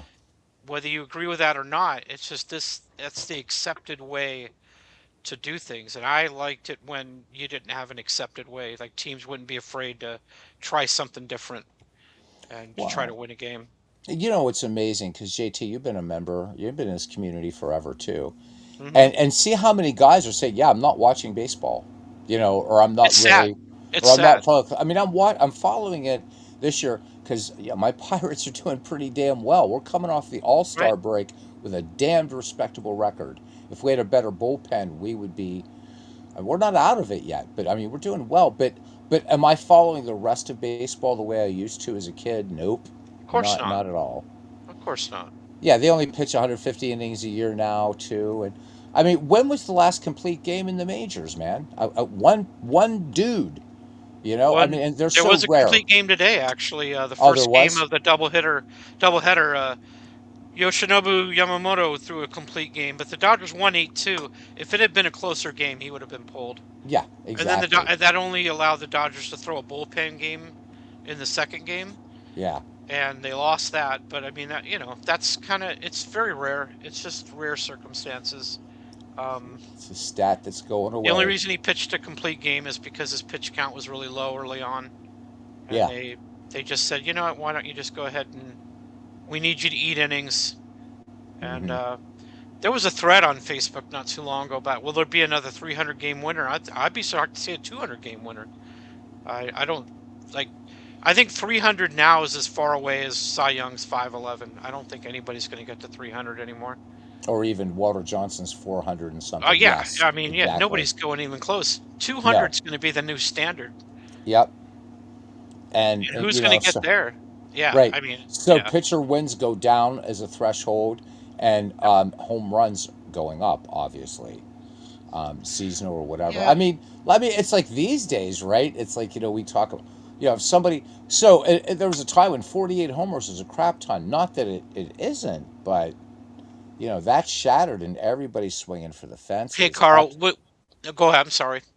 No, I was just going to just read. He says between the way they play in Major League Baseball today, along with Major League bringing Hmm. politics into the sport, turned him off, and he hasn't seen a full game in about 2 years. I think Captain Carl, you're pretty much in the majority here. Same here. What do you mean by Same here. bringing politics into the sport? I'm just kind of curious. Like, are you talking about like Pride Nights or I mean, what are we? I don't like. How are they bringing politics in there? Well, I think politics has gotten into all four major sports. Whichever side of the spectrum you're on. Hmm. Um, because I hear a lot of people talking about the NBA as being too far left, and I've heard other people talking about the NFL being too far right, and I don't know if that's what he's talking about. Yeah, Um, I don't know. I don't know either. I think I'm just gonna say I think it should be okay for everybody to come to a game, but and I don't know, man. I don't understand making it mandatory for all players to wear certain caps or whatever. I don't think that teams are doing that to sort of highlight people who are gay or people who are, uh, not not heterosexual. I think they're just doing it to sell more caps. I think they're doing it to sell merchandise. So it should be a choice between the individual players. I don't think there should be any sort of forcing anybody to try to do something they don't want to do. If you don't want to wear them, then don't wear them. You know. I mean, Well, I I I think don't for know. me, I kind of look past that. I mean, I'm not, and I'm, again, there's no wrong answers here. I just think what's been done to the game is what's turned me off. I mean, you know what? If the game Okay. would get back to the purity of play, you know what? Have a right wing night, have a left wing night. I don't give a shit about that. Just but let the game go back to what it was. And yeah, we do have our simulations that we play. Hmm. He says he agrees with what you're saying. But what saddens me is like, so what was a hobby, or what is a hobby for us, Hmm. has now become a refuge from what they've done to baseball. Yeah. Because look, I mean, how many guys, content creators in our community, and how many of you who aren't content creators but you have great projects going on, and we see you talking about them in the Discord, how many of you guys are doing the 2025 season, or whatever, Not many. right? Right, not many. I mean, we're doing, Hmm. I've been, I haven't done dead ball in here in ages, but I'm doing a lot of 1960s baseball now, and I think a lot of us whatever, in the hobby, is it fair to say that I think Ron Juck at Retro Sports Network made this point. We all kind of tend to harken back to when we were 14, 15, and those seasons, and we fell in love with them because at that time, you're going to school, you have all summer off. If you're a baseball fan, it's like paradise. Yeah. You get to watch and my life revolved around what time the game was. My whole day revolved around that. Like that was the time where I knew I was going to be watching the game, and I think it's so different now. You can watch any game you want, anytime you want. You have a million channels, unlimited channels, Mm-hmm. with which back then you only had one shot to watch a game. If you didn't catch it at that time, Yeah. you're gonna have to catch the 11 o'clock news and pray that they had some kind of highlight on there. It just wasn't the same. And I Oh, think we kind of like to yeah. harken back to those days where we're 14 and those seasons. And But yeah, but baseball fans now, like 14-year-old baseball fans, hmm, this is going to be their frame of reference, and yeah, what would they have to harken back to? It's like, hmm, I feel it's badly different, for them because we got to experience, whether you're Aaron Reed and you experienced baseball mid to late 90s, that right? was still a better brand of baseball, Hmm. you know or for you and me, 1980s, for some of these guys, like the Cubs, the Bears. I mean, he's still stinging from the 1969 Cubs thing, Yep. and but the baseball, I mean, baseball is, I have to say, now a different game. Before, I was sort of, again, going through that thought process of, well, no, they Mhm. made changes, but at its heart. But now I don't know if somebody, like, say, let's say Lou Gehrig, would recognize this game today. I mean, he would see the diamond, but Yeah, you would recognize it, but a lot of stuff around it, you would probably would be wouldn't. like, what's this? Yeah, what's It's this? how baseball is presented to us has kind of really changed. Yeah. Um, I mean, I don't know about. I mean, I think we all, those of us who are in this hobby now, we all, for the most part, we remember Saturdays as being, you, NBC you game of watch the your week, you buddy. watch your cartoons, and then you watch your This Week in Baseball with Mel Allen, and then you Yeah. got the game of the week, And, and and, then and you had your it's Street just and Smith's baseball with you, or right. Baseball Or Bill Digest. Mazeroski's annual Yeah, preview guide, and there you yeah, go. it's just a different. I don't know. There was a kind of a richness about it, Mm-hmm. and now it's when you can see anything you want, anytime you want. It's not. It's not the same urgency. Like I had to be in front of the TV to see that at that time, Mm. and I don't know. I think the urgency of it made it cooler to me. Um, I don't know. That's just. And I got so excited about it. Like This Week in Baseball got me so excited to watch the game of the week. Oh yeah. And then All Star games in those days. If you were a National League fan, you didn't get to see American League players. Especially if you're in a market that doesn't, like, I was lucky. I was in a market that had the Dodgers in the National League and the Angels in the American League, so I could Mm-hmm. see all the players. But what if you're in Pittsburgh and you don't see any American League team in Pittsburgh? Right. We're a And the National League state. Right, You so know. you don't get a chance to see Don Mattingly or Reggie Jackson. You got to see those guys in a game of the week or Mm-hmm. postseason or All Star game. You don't get, and even the Phillies, they were National League.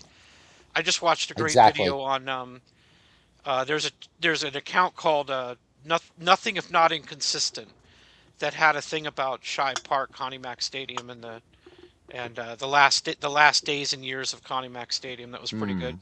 and I love watching that stuff about the old ballparks because I don't remember calling Connie Mack Stadium. It's a little bit before my time, Same but here. uh, Same here. but it's fantastic. I mean, it's like Ebbets Field. It was before my time, but I definitely Forbes, identify same way. with Forbes Field. Forbes. Yeah. Right, all these parks that were used at that time. Mm-hmm. Talking about how the Phillies. I don't think a lot of people would have predicted the Phillies would be the team to close out Connie Mack Stadium, but the A's had Yeah. moved on. In fact, by the time Connie Mack Stadium closed, the A's were in Oakland. They had already gone past Kansas City, and they were Yep. in Oakland. So they had moved twice. Yep. And Well, Clinton, it, you're right. Yes, at one time we had yes, three baseball teams in Pennsylvania, but now we're a that's right. National League state. And Yep. from the late '40s and into the '50s, the Athletics weren't. They were a shadow of what they once were.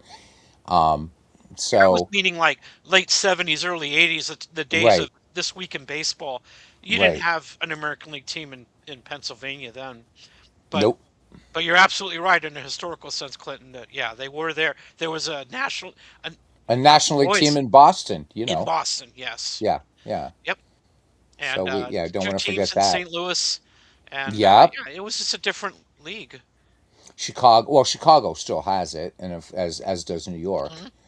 But Yep. yeah. I just back to Captain Carl and what he was saying. He says I do that as well. We were talking about going back. He says his wheelhouse being from the mid '60s and mid '80s. But he says he's also playing historical seasons like 1930, 1908. Two awesome seasons, by the way. Clinton says, "God, I was old enough to watch baseball back then and see the old parks like Forbes, Shibes, Yeah. Sportsman's Park, Crosley, right? All those. That it would have been great I'm to envious of see that, games Clinton. there. I'm envious of Bernie Strom and how far he goes back with the Red Sox. It's never having anything but respect for those who came before me and watching the game and got to see guys I never saw or got to see ballparks I never saw.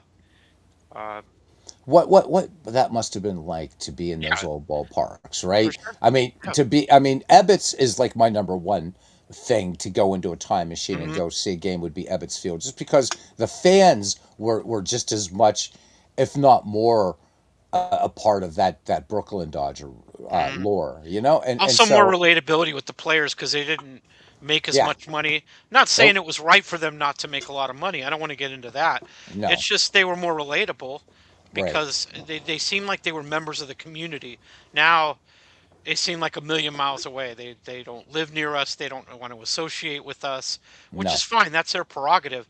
But it must have been more fun to be a fan when you could relate to the players hmm, and like being part of the knothole gang. What a life as a kid to kind of see a game for free through a hole in the fence or something like that. yeah, That's some fantastic stuff. That's part of baseball, part of Americana, and yeah, I envy that a little bit. But I like the modern conveniences of today too. So it's a little give and take with everything. I'm sure the Royal Rooters. no, the I Royal mean, who Rooters doesn't? and the Yeah. damn Tessie song, Hmm. That damn Tessie song. yeah, Michael McGreevy, buddy. Mhm. Yep. So that's just so cool to have that. It says you didn't get to see Ebbets Field, but you did get to see the Polo Grounds, even though it was the Mets, but still to be in the Polo Grounds. Well, hell, the What Mets Brett? were drawing as much as the Yankees back in those days, Yeah, even though they were losing all the time.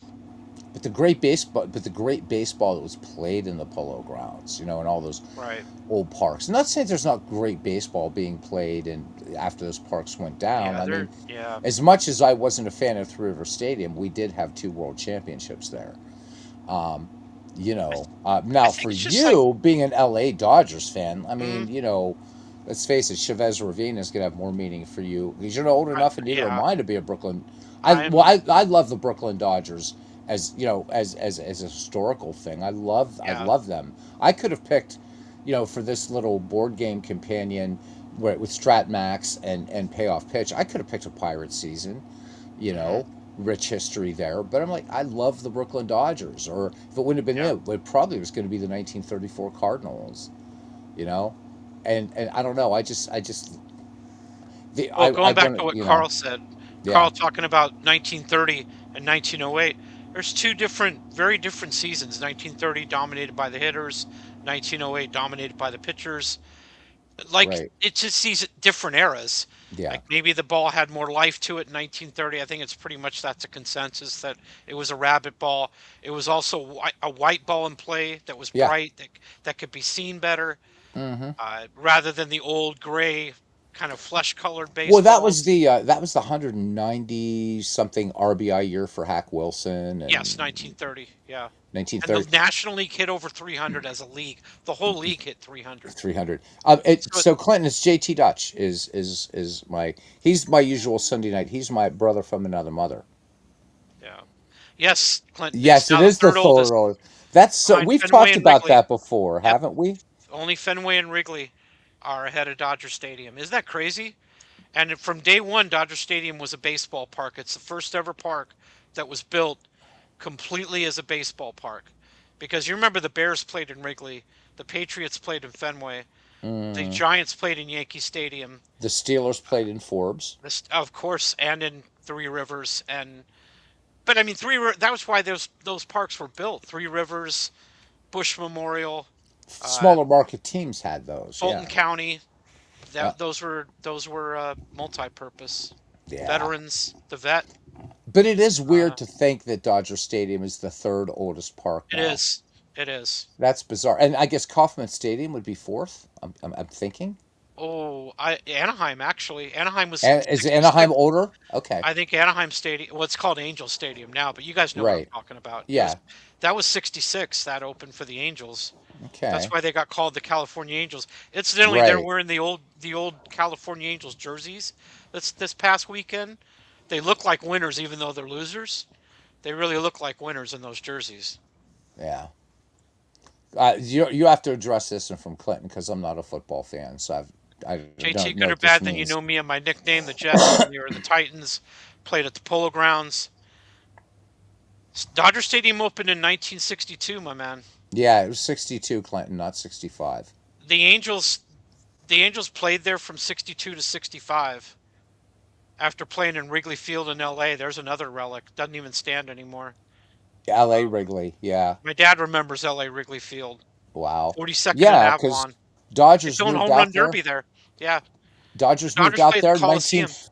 1959, their Yep. first world championship, 2 years Yeah. after leaving Brooklyn. Yep. Second year after leaving Brooklyn. Yeah. Oh, he says it was a typo. Yeah, I was gonna say It's okay. I Clinton. know you. I know you Yeah, know. he I know you knows. know Yeah, Clinton. like what? 65. But yeah, the Jets were known as the Titans. I think Sonny Werblin changed the name to the Jets when he took over as owner. I could be wrong on that. My football knowledge is not anywhere near where Oh, it is in baseball. compared to mine, your football knowledge is considerable. The So, Jets were AFL team, but again, it was that's another thing that baseball hasn't had. And they even like football, basketball, and hockey had those rival leagues in the 70s. We've always had the National League and the American League since the Negro League stopped. They went out of business because the major leagues grabbed all the best players out of the Negro Leagues, and they couldn't go on. And also, if well, you're a fan of I've got black players, you could go to major league games now. You didn't have to go to a Negro League game to see guys play. poor Giants in San Francisco having to play at the stick when they first got there. Well, I don't think they were too complaining about 1962. That was a sorry, JT. I hate to talk about the Giants in your presence, No, but it's fine. damn fine team the Giants had It in was. They were a great 1962. team. Oh, it's Yeah, 62. That was a beautiful race. That was the Dodgers lost it at the end, but they lost fair and square to a better team. yeah. I can accept they lost to a better team. The Dodgers had a great season in 62 and but the Giants were just better. They were just a better ball club. Well, you Same know with the 54 when the Giants beat the Indians in the World Series even though the Indians had won 111 games. great World Series. The Well, Giants were just a better team. well, what would have been nice about the Negro Leagues is actually there was a chance for them to shut down in the 1930s, and it Yep, didn't happen. If Pie Traynor fortunately. Yeah. would have signed Yep. all those players, he had a chance to get Josh Gibson and Satch Yeah. and all those guys. The Yeah. Pirates would have been like they would have been the I Yankees of the They would National have League, you dynasty. know? Yeah, they would have been a Phew. great team. Yep. That would have opened the floodgates Oh my to God, could you so imagine? Yeah. yeah, woulda coulda. I don't know. It's too bad because I as I said before, I wish I would have like I obviously we all know Cool Papa Bell, Josh Gibson, He's talking about when you were saying they took the best. Oscar Well, they took Charleston. Yeah, I Well, mean I mean, not the yeah. Well, best they of took all they time. no right, but Yeah, they took the best once the Jackie best and at that Larry time. broke Right. that line. Yeah. But yeah, of course not. I mean, Pop Lloyd Yeah. was never in the majors, Right. and Right. yeah, I mean, and the greatest probably greatest Negro leaguer of all time, Oscar Charleston. Can you imagine? Mhm. Right. Yeah. So I think he has when you factor him in using major league equivalencies, he's got the third highest batting average in baseball And history. that's the thing. We know all these guys, Josh Gibson. We know all these guys are good, great players. I just would have liked to have known how great they were, Yeah. and we don't really know. We don't. And We there's another way to flip that around too, because we would also then know how great the white players were. right. Like Yeah, where does Joe DiMaggio really rank? Because he said he never yeah. faced a pitcher that threw better than Satchel Paige or something along those lines. Mm-hmm. Like it was the one of the best pitchers he ever faced, if not Yeah. the best pitcher. So how great would guys like Lefty Grove be compared to these guys? It would have been nice. It just makes for richer discussion Mm-hmm. and richer memories, a richer history. And we lost out on that because of Because of short-sightedness, yeah, bigotry. Yeah, short-sightedness, bigotry, yeah, wanting to cling to something that really wasn't some ideal that never really existed in the first place. yeah, It's a shame, but yeah. that's the way it is. That's history. Well, even so, and two, I mean, we just got past the All Star game, and everybody talks about Arch Ward, and it's like Arch Ward didn't invent the All Star game. No, that was For a Negro fuck's League sake, invention. that was Yeah. the centerpiece of Negro League baseball. Hmm. Yeah. So Arch Also, Ward they invented night was baseball, astute. the Negro League. Yeah, It yeah, Yeah, it exactly. is. But it's Yeah, the first professional. No, it's maybe the yeah. first. Yeah, but credit the Funny Reds how for Ward got the the credit. Yeah, it's weird. yeah, yeah. It It's is. the Negro Leagues did this stuff.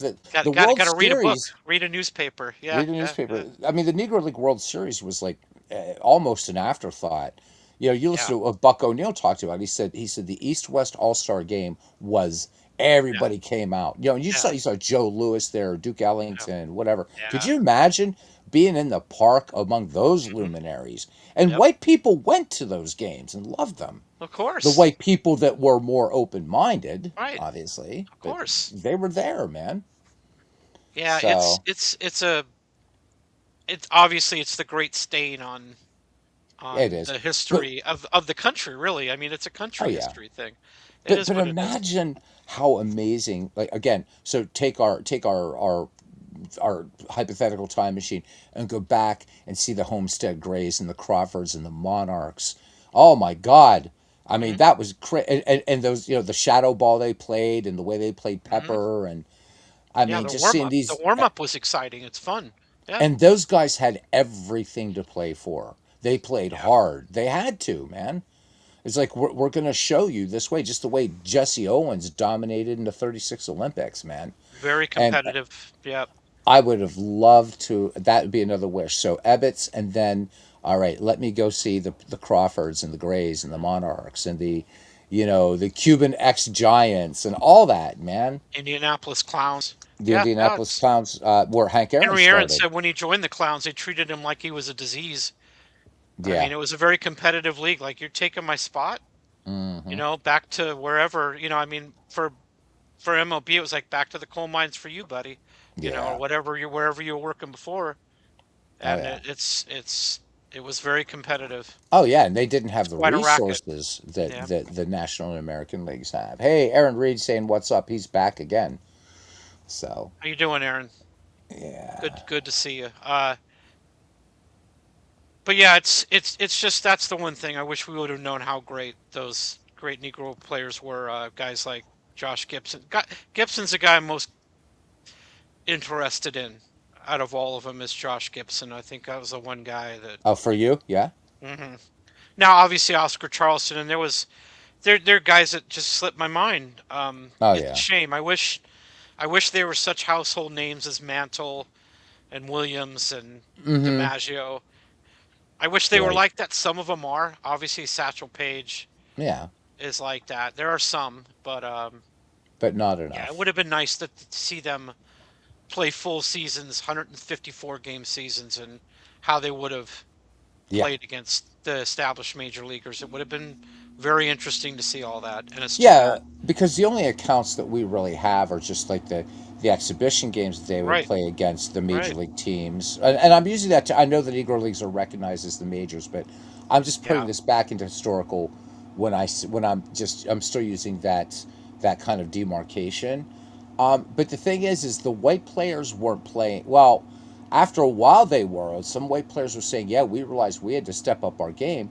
But the thing is they were playing against players who had everything that they unfortunately had to prove, even though I they don't could think it as was even happy. possible for the white players to win those, to want to win those games as much as the Negro leaguers wanted to Right, win them. I don't think it's possible. I mean, precisely. the white players were playing for the World Series, the World Championship.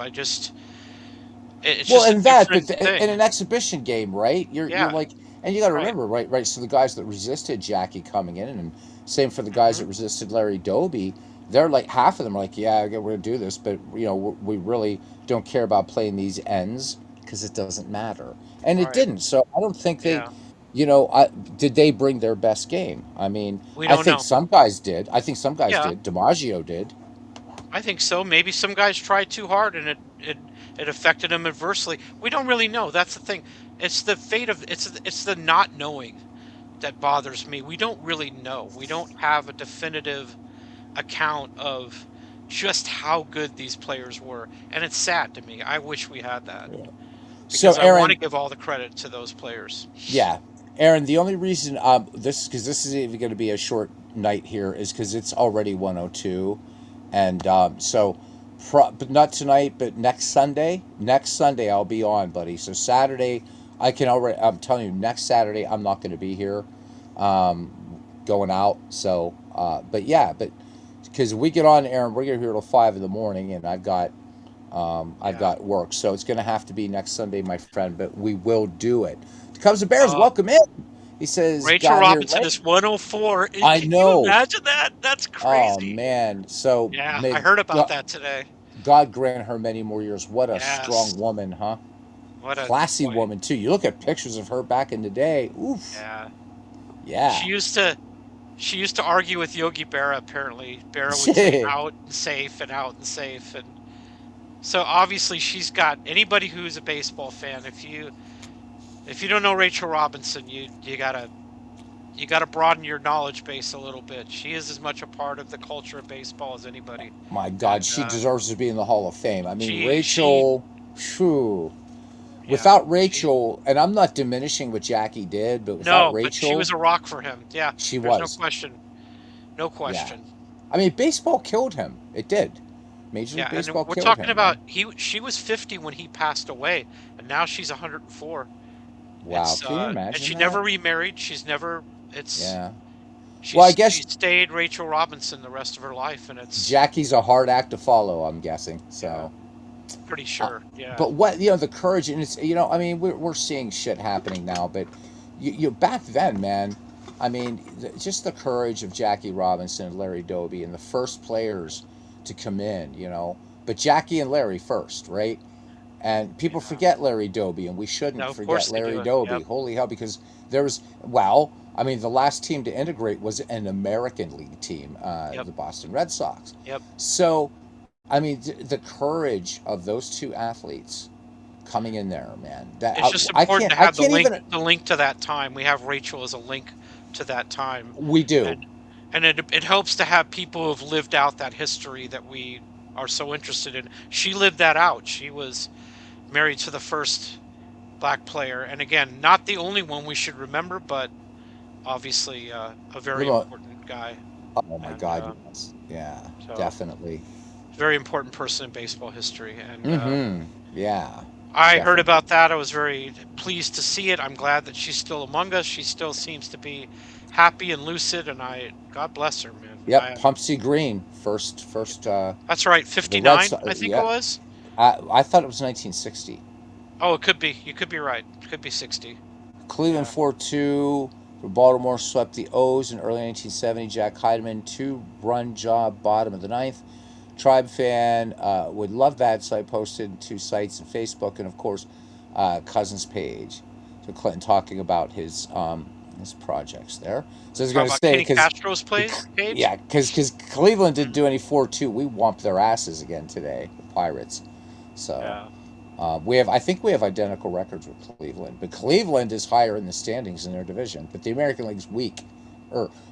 The Rays are in first place in the American League East. Holy shit!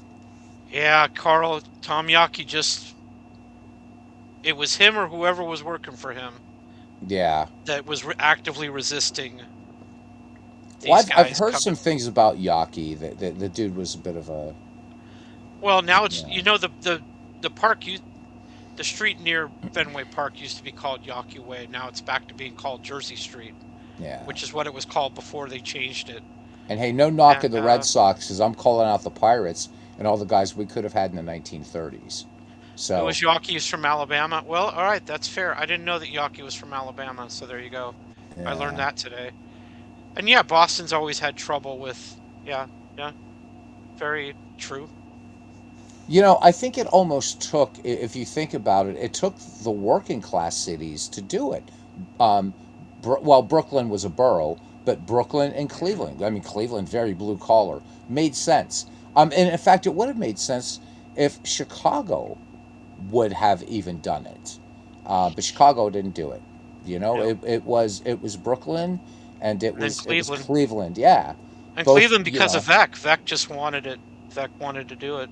Yeah, and Bill Veck, Bill Veck, I mean, so whatever his motivations were with Veck, but that was awesome. Could you imagine if Veck had said no, and Mm-hmm. the only player of color you had in baseball was one guy in the National League, All right. so Veck for again whatever his reason, probably money, whatever, but Sure, money was part of the equation, I'm sure well, of of it, course, but even for the Jackie, fact that he was able to do it, I mean, he did it. The fact of the matter is made the move, and that's what's important. The fact that the move was made, and mm-hmm, Vec's a bit of a hero of mine. yeah. He wasn't afraid to try different things. He wasn't afraid to try something new, Yeah, and Hall of I Famer feel Eddie like that's a big Collins thing. saying no. Yeah, it's I awful. feel like that's a big thing we're missing today in baseball. Is there's not enough guys who are willing to buck the trend. Everybody just kind of marches in line, and I'm not saying there isn't a positive side to that, but I miss the guys that broke with tradition and did things. They went off the board a little bit to do things that they wanted to do. Yeah. So I saw Ken Burns' The Vietnam War, and they talked about a guy who had to go back to Roxbury and all. That's where all the African Americans lived, and he couldn't even get a cab to take him to Roxbury. The cabbie had to be ordered to take him back, and this is after he fought for America in the Vietnam War. Mm-hmm. And just like this is, what's wrong with that? Why are you treated better in Vietnam than you are in your own country? And but we saw that with Muhammad Ali after the 1960 Olympics, didn't we? He came Yep. back and he was just treated like just another black guy, and it's it's never been right. It's a stain, like I said, on not only on baseball history but the country's Mm-hmm. history, and we're all aware of it. So Well, Clinton, it's not. interesting how you mentioned about Boston's dynamic. No, so you have the Southies, with the blacks and the Irish, but then the North, of course, was you know, the Sicilians and the Italians. Uh, Complicated city, Boston. So, but you know, I mean, so, but I mean, to admire that kind of courage, and I wonder how many players now today, like, really, you know, They know recognize. about it. Well, they They know about recognize it, it. but do they? Yeah, Do they really understand the impact? Probably not many. right. Maybe guys like Andrew McCutcheon do. I'm sure they're Oh select yeah, guys, but yeah, I don't think many people. I remember people talking about how they thought Babe Ruth was a comic book character. yeah. They don't really know, and I don't. I'm not mad at them for knowing. I know what their job is.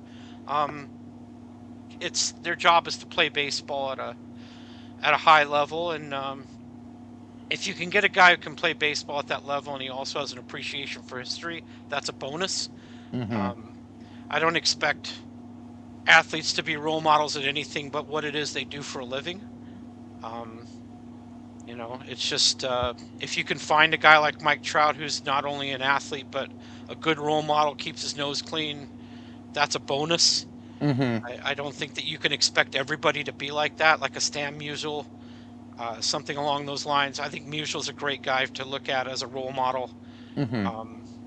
Just guys like that. Gil Hodges was one of those guys that a lot of people from before my era look at as a guy who was a role model, or a role model like a guy like Jack Robinson or Larry Doby. Mm-hmm. It's just again, I mean, we're lucky if we can find guys who are good at baseball and good at life in other areas too, good at history, understand the impact of guys who came before them. Um, maybe players were more well versed in history back in the day. Mm-hmm. Um, I just think today it's a different time. I don't know. It's a different thing. Captain Carl says I should take part of a day and go to Boston to get pictures of the plaque. Whoops. Plaque at Ruggles train station, South End grounds, big old ballpark there, and Northeastern University Cy Young statue. That would be so cool. Yes, it would. Clinton the Bird, are you referring to Mark Fidrich? You have to be. I remember Bill James writing down that Mark Fidrich was funner than a barrel full of a bucket full of butterflies and a barrel full of mud, something like that. He was more fun than that. And it's too bad that I don't remember 1976 being played, because that was really the one year that we got that the baseball public got to see Mark Fidrich. After that, I think he hurt himself in '77 in the spring, and that was that for him. He pretty much didn't pitch that much after that, and we were robbed of a guy that had a very unique personality. Oh yeah. Unlike anybody, I mean, watching highlights of his games is you, yeah. But I don't think he meant to insult Fidrich. I think he was trying to praise him and saying he was just such a fun pitcher to watch. And Of course he was. when you first watch him, you think like this has got to be an act, right? He's putting people on, but it was his thing. And because he was such a good pitcher that year, people had to respect it. Um, There's no characters left in baseball either. it's hard to find him. He was a cynic. Oh, it's one of the things I liked about him. He was a cynic. Mm-hmm. But yeah, he I think he had glowing praise for Mark Fidrich. How could you criticize a guy like, I don't know, Fidrich seemed to be immune from all of the criticism. That he just was a very quirky pitcher who was really good that year, and a fun. Again, I wish I had been around to watch him. At Savannah the Bananas, that's we've Oh, talked about them. They're just entertainment. As long as you make the distinction between entertainment and baseball, it's a lot easier to take them in. Once you that's realize they're just entertainment, it's fine. It's like Cirque du Soleil based on baseball. That's what it is. That's what the Bananas are. And as long as you realize that, it's a lot easier to handle. Because in the beginning, watching the Bananas, I was like, oh my God, this is pissing me off. I don't like it. But when you realize it's not, they're not trying to be baseball. They're trying to be entertaining. And also, if you want to pick up a girl, that's a good place to go to. Yeah, Savannah Bananas. That whole league has got a lot of ladies Got a as lot of fans. ladies. A But lot I of mean, kids, a lot of ladies. I look at it as a baseball fan, and these guys couldn't make it. I mean, and they know it. They're not No, good some enough of for the them have pretty majors. good talent. They were in the minor leagues, but yeah, But some of that's them, yeah. So was yeah, Randy Savage. I mean, yeah. so Some was of them, Rocky Marciano. yeah. So yeah, Some of them, I think they pulled out of the local Chippendales, but what are you gonna do, man? I mean, it's entertainment. yeah, yeah. I mean, True flakes: Mo Drabowski, Jay Johnstone, Sparky Lyle. I don't think Johnstone was a flake on the field, or Sparky Lyle. I think guys like how many guys were flakes on the field? Like obviously no one was like Fidrich. I remember a pitcher named he pitched for Boston, but I think he came up with the Cubs. Turk Wendell, who was kind of quirky. Um, Bill Lee said a lot of stuff that was quirky at the time. Bill Lee had big opinions, and yeah, he did. remember Bill Lee saying something like the only guy who had guts in Boston was Judge Arthur Garrity, who was the guy who advocated for who ruled for integrated busing to school. So Bill Lee was one of those few guys, ball players, that had his finger on the pulse of society. He knew what was going on around him. Stengel was Stengel that quirky? I suppose he was funny. Yes, yes, he was. Very much in interviews he was quirky. I don't But think what during the games he was great baseball anything. mind, and a Yeah, good baseball player too, by the way. yeah, So a he was a good manager, ball player. that rare manager, much like John McGraw, who was a good player, became a good manager. Usually, good players make crappy managers. We've seen them, and yet the best managers in the game. Let's take John McGraw and Stengel out of it. Connie Mack was a decent baseball player, but you look at Jim Mhm. Leyland, look at Clint Hurdle, look at these guys. They weren't they were crap baseball. I mean, Ted Williams was a crappy manager and Wow. one of the Yeah, greatest baseball players of all time. he had crappy teams. I mean, I don't think Williams was a good manager. Don't get me wrong. I just don't think he had any chance to really prove how good of a manager he was because of the teams he managed. But again, he could have had his pick on anybody. He could have managed any team he wanted to. He had that kind of Oh yeah, cachet around baseball. He could have said, "Look, I don't want to manage your Washington Senators like Texas Rangers." But I would say John McGraw was the last real superstar player. Joe Torre was a former MVP. He turned out he had great results as a manager. I never thought he was that great of a manager, but he had great teams. Um, Waddell, of course, yeah, Waddell. I don't think would even be. I think Waddell would be institutionalized today. poor Waddell, Um, poor Rube. yeah, The thing is I mean, God, sorry, but I know we always talk in a way. I mean, so one of my things about the Ken Burns documentary, as great as it was, it really they it was oops, wrong club. you do think gave Anyhow, Waddell a bad deal? Is that what you're trying to well, say? they were concentrating on the fact that he was this and that, but what they they but what I mean, they did mention what a dominant pitcher he was, and he was. Yes. But I think the other thing that's important to remember, right, is like they said, like they made Waddell like he just never paid attention to a game, and that's not true. Yeah. Contemporaries said that if you got him angry, he really bear down Hmm. and he could throw fire. He was a great pitcher, but it's just people think about it's kind of like the Cleveland Spiders thing. Oh, the Cleveland Spiders suck. No, one season they sucked. Yeah. You look at the Cleveland Spiders in the 1890s, mid They were a 1890s. good team. They were Hmm. tough. Yep. Yeah, but it is, and Yep. I'm not. Don't take that personal, Clinton. He No, I know was. exactly what you're saying. They try to make it look like every start they were holding up shiny toys to distract him. If that was the case, he wouldn't have been such a great pitcher. I Yeah, mean, I'm sure it happened every once in a while, I but mean, I think they made it look like it happened more often than it did, I which would I is would go so far to say he was the first left arm of God. He was. I mean, I you don't look at know of a lefty before him that was that good. I before think he was Waddell. the first. I think he was Yeah. the first great lefty starting Mm-hmm. pitcher. Oh yeah. Everybody else was a righty before him, right? If you guys know a lefty pitcher before Rube Waddell that was great like that, I'd love to know. Yes, I think he was the I first. I think you're and he right. was Yeah. amazing. He was an amazing pitcher. Waddell had Strikeout artist. incredible stuff. Yeah. And this was at the time where strikeouts were not prevalent. I mean, he was way ahead of the pack in Hmm. strikeouts. Yes, he To was. have the record that he had, that stood for decades and decades until Sandy broke it, it's an incredible feat. Doing it in the time that he did, and yeah, Waddell. Yes, obviously there were things about him that, and I know they wanted to kind of tell a story, and it Yeah. is a good way to tell a story to say all the eccentricities that Rube Waddell had. But if he was that eccentric, he wouldn't have been as good a pitcher as he was. Right. They made it look like he got distracted every game, and that's not the Not the case. case. Yeah, No. he was prone to horseplay, he was prone to distractions, but not as often as people make it out to be.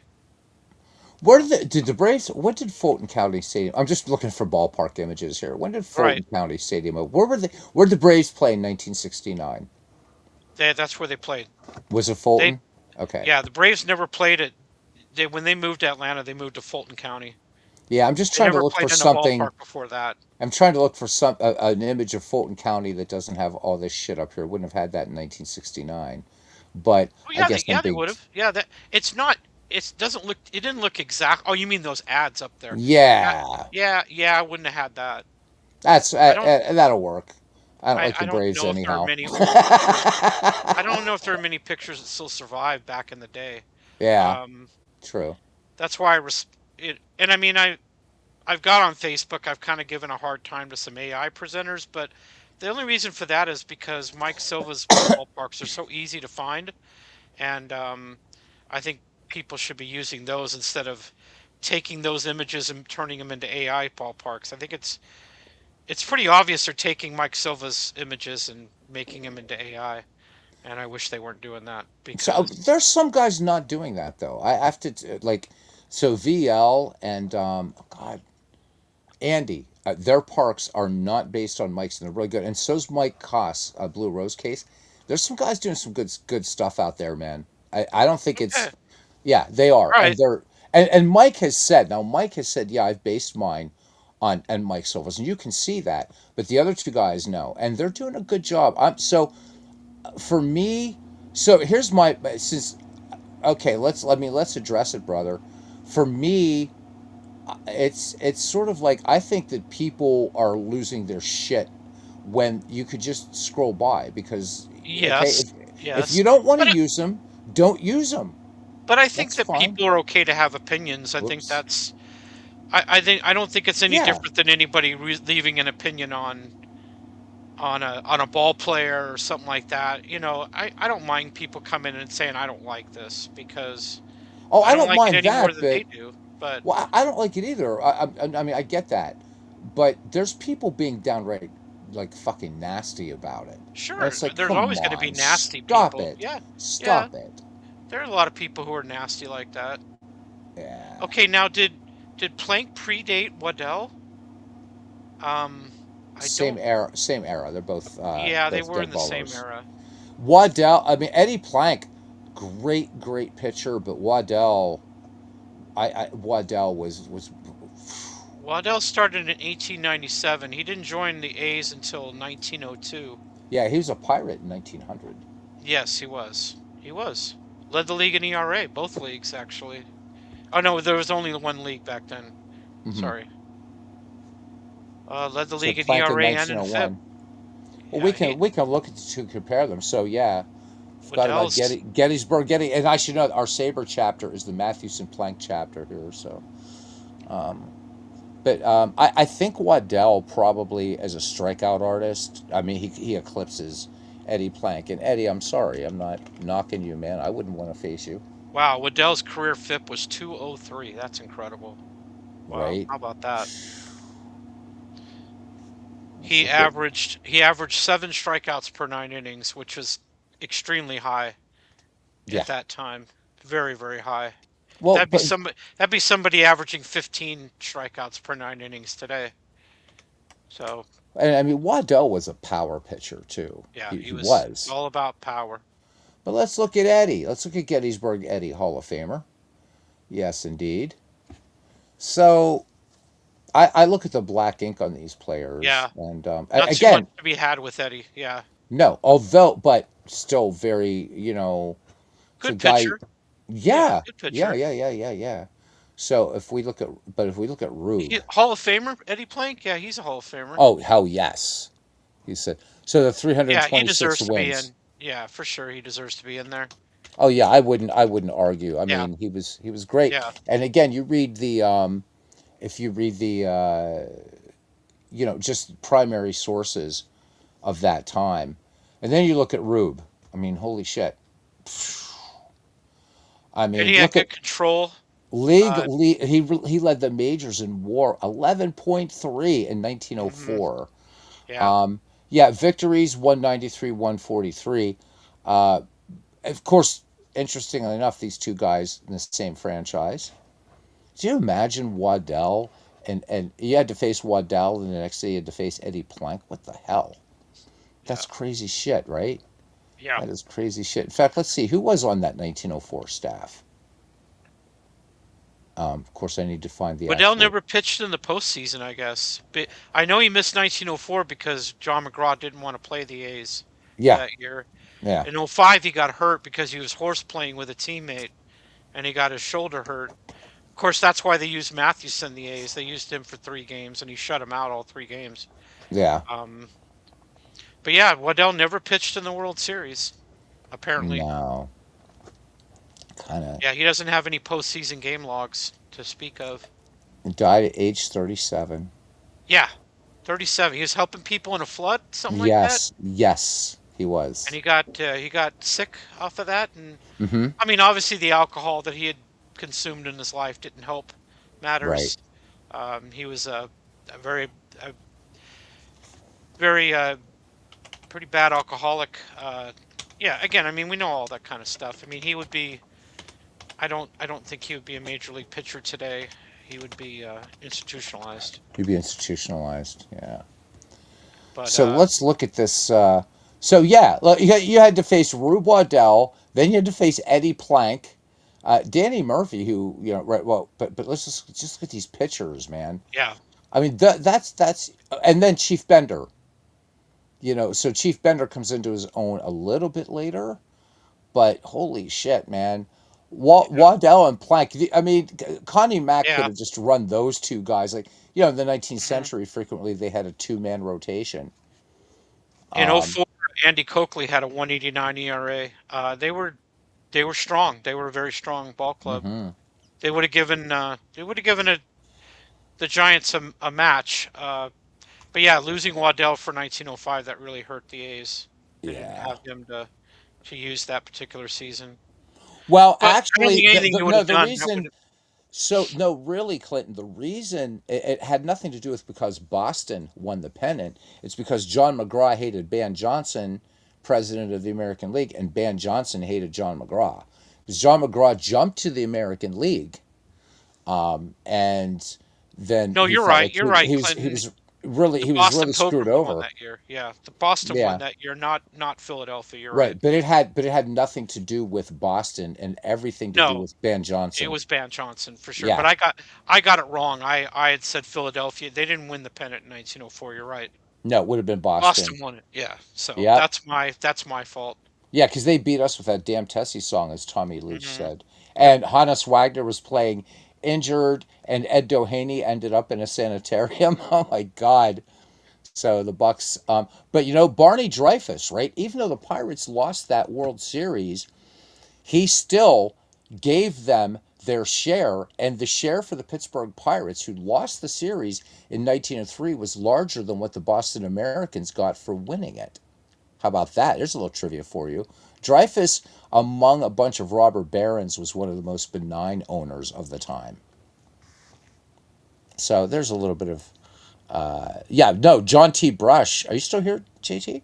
Yeah, I'm here. Oh, okay, 'cause sometimes you drop out. No, John T. Brush couldn't stand Ban Johnson. That's why McGraw's like, no, we're not playing him. And John T. Brush has said, yep, you're right, we're not playing him. But McGraw, to his credit, then realized he's like, wow, my guys lost Yeah, the You know, players lost a lot of money by not yeah. doing that. Yep. So 1980, so 1905, they just came and steamrolled the shit out of everybody. That 1905 Giants team was great. Well, I mean, it was all a moot point when you got a guy throwing three shutouts. That's pretty. Yes. They would Yeah. have won with you know, Humpty Dumpty and the Seven Dwarfs. They would have won with Yeah. Mathewson on the mound that particular World Series. He was dominant, as What an dominant, amazing. best performance in the World Series I think ever. I mean, I don't know how you can go up against that one. You can't. You can't. In So, fact, does that? I think that record that still stands, right? oh, of course, Yeah. three shutouts in one World Series. Are you kidding? That's No, incredible. nobody. The only other guy that won a game was McInerney. McGinnity. I'm not sure Joe how that's Iron pronounced. Man, Joe McGinnity. Joe McGinnity. McGinnity. Okay. Yep.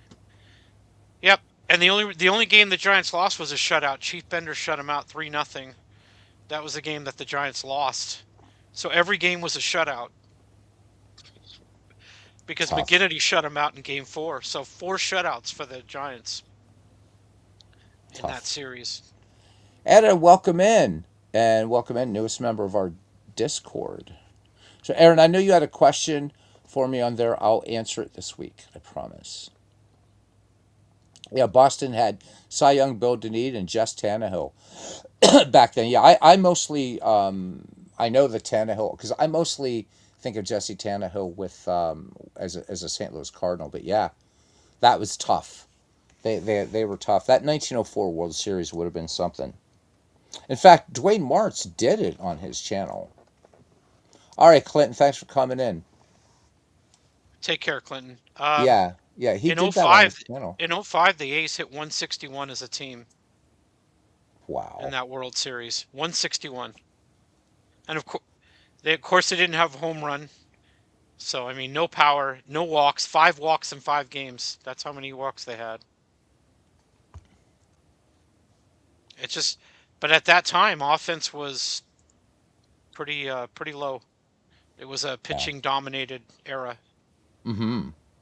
It was. So, So, do you have any? Now we're past the All Star breaks. Any fearless predictions other than the National League West? well, I had said that the Pirates would probably make the playoffs. I think that's going to be happening. I don't see the Cardinals being that strong down the stretch, but they could be. I mean, obviously, there's a possibility. Mm-hmm. The Braves are right about where I thought they would be. The Brewers, the Dodgers. That wasn't very difficult. Mm-hmm. We might be looking at a league where all of the wild cards come from the Central. So the Pirates could conceivably finish fourth and be in the postseason, which, what does that say about baseball? Yeah. Nothing good. That a fourth place team can be in the postseason. Yeah. Um, in the American League, who cares? I don't know, man. None of them are good. The Yankees are supposedly the best team in the American League, by run differential anyway. They don't look very impressive to me. I've been watching them play the Dodgers. They can't score runs. They did win 2-1 in the second game today. So I mean there is that, but again they needed to give up 1 run so just to win. They're very weak. I mean, obviously when they get Judge back, things will change. I don't know.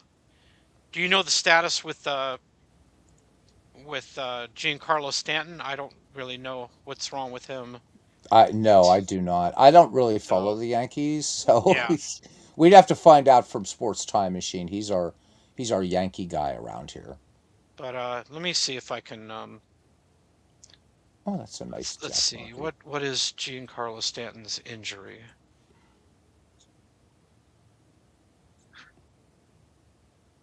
I guess I should be more informative if I'm going to get online Why? here and talk I talk just said baseball. I don't know what the hell the Yankees are doing. I just know that the Rays are in first place right now. A So right in calf the strain. He American was League injured East. in April, but then he had a brand new strain in mid-June.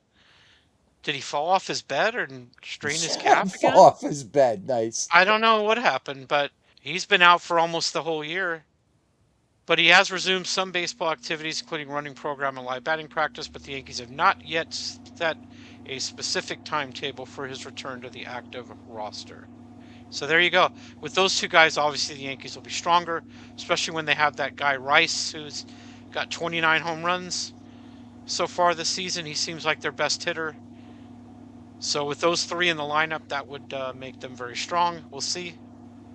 I just don't want a New York LA World Series. Ugh, I sorry. don't blame you for that. I was just talking to the girl earlier today before she headed back home. I was telling her about Susan Waldman. Do you know who she is? The Yankee broadcaster. I didn't I just hear her name come up like really recently? She got a lot of heat back a while back because she cried when the Yankees lost the 2001 World Series. Hmm. And the thing was, so many people kind of reveled in it because it's like nobody likes the Yankees except Yankee fans. All right, Pretty the rest much. of the country was like, yeah, we're happy you lost to the Diamondbacks in that World Series. Like we weren't like thinking, we weren't hoping that you guys won, right? They had just gotten through winning three in a row, and they're the Yeah. richest team in baseball at that time, by Mm-hmm. far the highest payroll. Like nobody's rooting for you except your own fans. Yeah. And so the whole thing about Waldman, like she cried after they lost the World Series, and you hear John Sterling kind of saying, "Well, I tell you, Susan, all good things have to come to an end," and blah blah blah. And it was just kind of funny that she lost, and it kind of highlighted how many broadcasters are kind of told to root for the home team, to be cheerleaders, Mm-hmm. rather than actual. Because I'm from the era of Vin Scully, where you were impartial, and it rubs me the wrong way when broadcasters root for their teams. And Well, but then you, on the other side of the coin, though, brother, you did have broadcasters, like Bob Prince, who would call out the club. yeah. Uh, and yeah, and Ernie Harwell, same thing. Harwell was like that.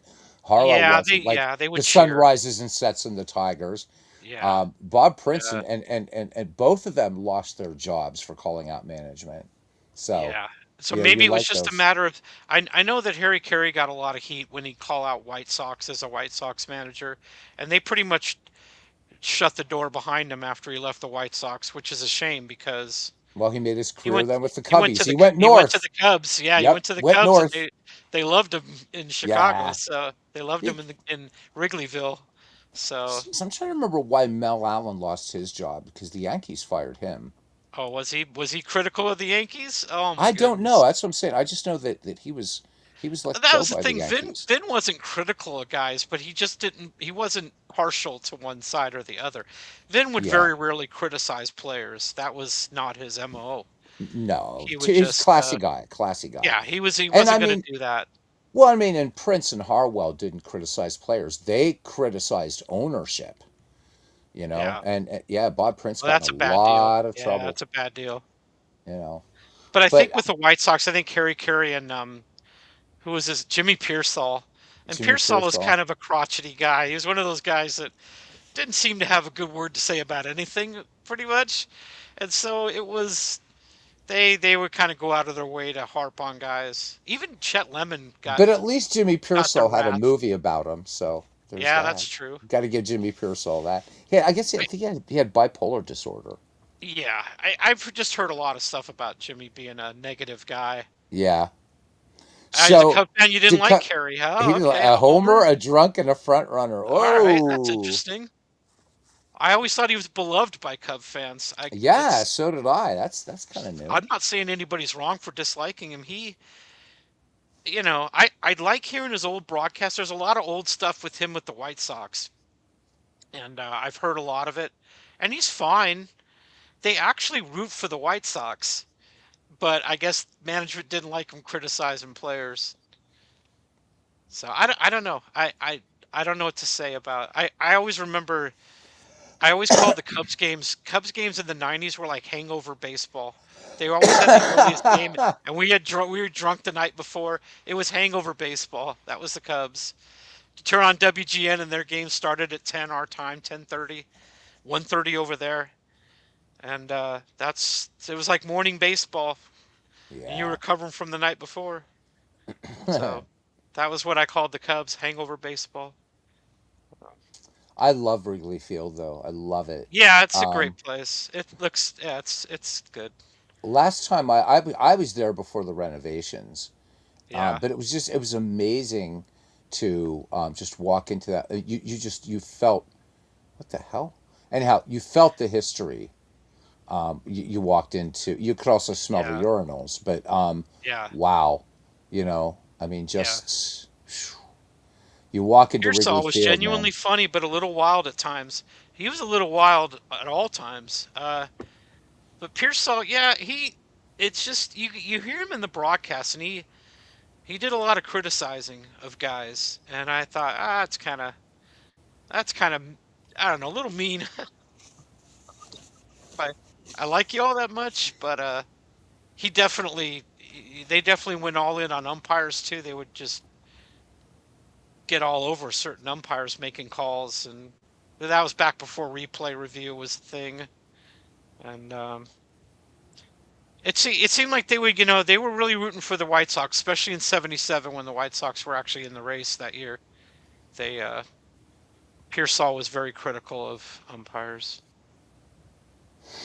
Well, I mean, please don't shoot the umpire. He's doing the Well, best he sure, can. yeah, of course. Yeah. And Brick Owens got his nickname because he had a brick thrown at him in a game. Bam! Wow, how about that? Yeah. So you gotta love it. Poor umpires. Those guys, man. That's just the most I mean, from my perspective, I'm thinking, what a cool job. But really, at No, any given time, half the people in the ballpark hate you. yeah, you're never doing a good job at all. Like Nope. you're never going to be good enough for both sides. You And if never. you're Angel Hernandez, you're not good enough for anybody, which is a good thing. Glad All that right, guy's Carl. Have a done. good night. I Thanks, Captain Carl. appreciate the Always good to kind see words, you. really do. Great And channel there, guys. Check out Captain Carl.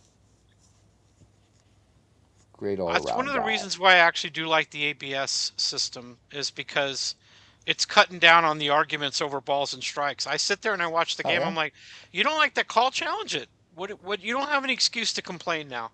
Challenge it. If you don't think the Oops. call was right, challenge it. Don't I'm don't glad there it's limited though. don't be a baby and say, "Oh, I can't believe you made that." Well, if you don't like it, challenge it. And if you ran out of challenges, too bad. That's your own fault. Yep, I like that there's exactly. only two. I think it's a great limit. I actually ABS is one thing that I'm 100% behind. I love it because I hated the whining over balls and strikes. It just drive me nuts. Hmm. And I'm like, because you get these guys that whine, oh, that pitch was an inch off the zone, and then you go up and you're swinging a pitch that's a foot off the zone. You don't know what a ball or strike is. Sit down. Just sit down. I don't want to hear your whining Sit about down. it. Sit down. I can hear you Guys saying who that. don't walk, like they walk 15 times a year, and they're going to be like, "Oh, that's a strike. That wasn't a ball. That wasn't a strike. That was a ball." You don't know what a strike or a ball is. So I just didn't like the whining over balls and strikes. I love that ABS has gone a long way in curtailing a lot of that, and I love it. I just can't say enough about it. There's not too many of them. You can't just challenge anytime you want. I love that you have to be right, Yes, yes. and you only got two for the whole game. I think they give you another one in extra innings if it goes that far. They give you Hmm. one more, but I could be wrong on that. I don't watch many extra innings because of the Ghost Runner. After nine, I turn it off. It's not that big a deal to me. Ugh, I hate the Ghost Runner. Yep. Hate it. Who doesn't? I don't know anybody who really likes it. Paul Fay Certainly nobody does. from my era. Unless he's trolling me. Yeah, I Yeah. like the Ghost Runner. I'm like, really? I think that's rage bait. I think that's just you're messing with me if you tell me that you like Yeah. that. Nobody from my era likes that stuff. Like Yeah. I earn your love Paul victories. though, and he's a Liverpool guy, so I got some affection there, Yeah. for Paul, so it's all good. He's like, yeah, I love that, I love this. In fact, Ken Castro was even doing something like and was using Ghost Runners and stuff. It was like, Oh what? boy, what in the world? I know what's happening. That's got to be one of the signs of the apocalypse, I think. What happened to the baseball fans I used to love? What happened to them? I don't know, man. What are you doing? That's the Ghost Runner. We're not supposed to like that I stuff. know, I know. What the hell? Yeah, I don't know. I don't know. We had Ghost Runners when we played as kids because We didn't have we didn't enough have enough players. guys. Yeah, we had to close off left field because you didn't have anybody to play there. Or if you're playing in the street, the Ford's first base, the manhole Right. covers second It was base. over the line. It wasn't Yep, actual baseball. It was over the line. You yep. hit it here, it's a double. You hit it here, it's a home run. It was There's always no fun sort. too when cars were coming down the street. Right. Shit, you know. I lived in a little cul-de-sac, so we didn't have that a whole lot, Okay. but Oh, fortunately, so you were posh, is what you're saying. well, I came from suburbia. I grew up in Okay. suburbia. I Okay. grew up in a city that was about, oh, it was a town back when I grew up there, but 40 miles east of LA, called Ontario, California. Uh, I don't mind the ghost runner, but I still despise the designated hitter. I don't like the I don't mind the designated hitter in one league, but I despise the ghost runner. I'm a little on the opposite of that. But it is what it is. I would imagine you like the ghost runner because maybe it makes it easier to score in extra innings and you lead to a quicker decision. I don't want to see any 18 inning games as much as the next guy does. I don't When it starts getting that long, it's ridiculous. I think there's a law of diminishing returns. Like just because I like ice cream doesn't mean I'm going to sit there and eat a whole gallon of it. Like 18 innings is too many for me. It's like, oh my god, can this thing end already? see, But for me, I don't care. So that's it just drives me nuts when it goes on that long. oh, I don't I'll mind double sit it. headers, but yeah, but I 18 don't innings mind is a extra. lot. Not for me, baby. The more the better. Not when I'm doing a game on here, but actually going to see a game. Oh Yeah. man, it must be like a chore when you do it here. Oh, I think I'll they're probably the do 12 worst. inning ties like they do in Japan.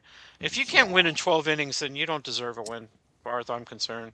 They're tough. I think I had one that went to the 18th inning, and I was the funny thing was I'd come on that night with I was thinking, oh, I'm just going to do a double header, and it ended Yeah. up an 18 inning game. I'm like, yeah, we're not doing a How about double that? header. Yeah, you did a doubleheader in one game. Yeah, I remember Dave Gardner had a streak where he had extra inning games like every broadcast.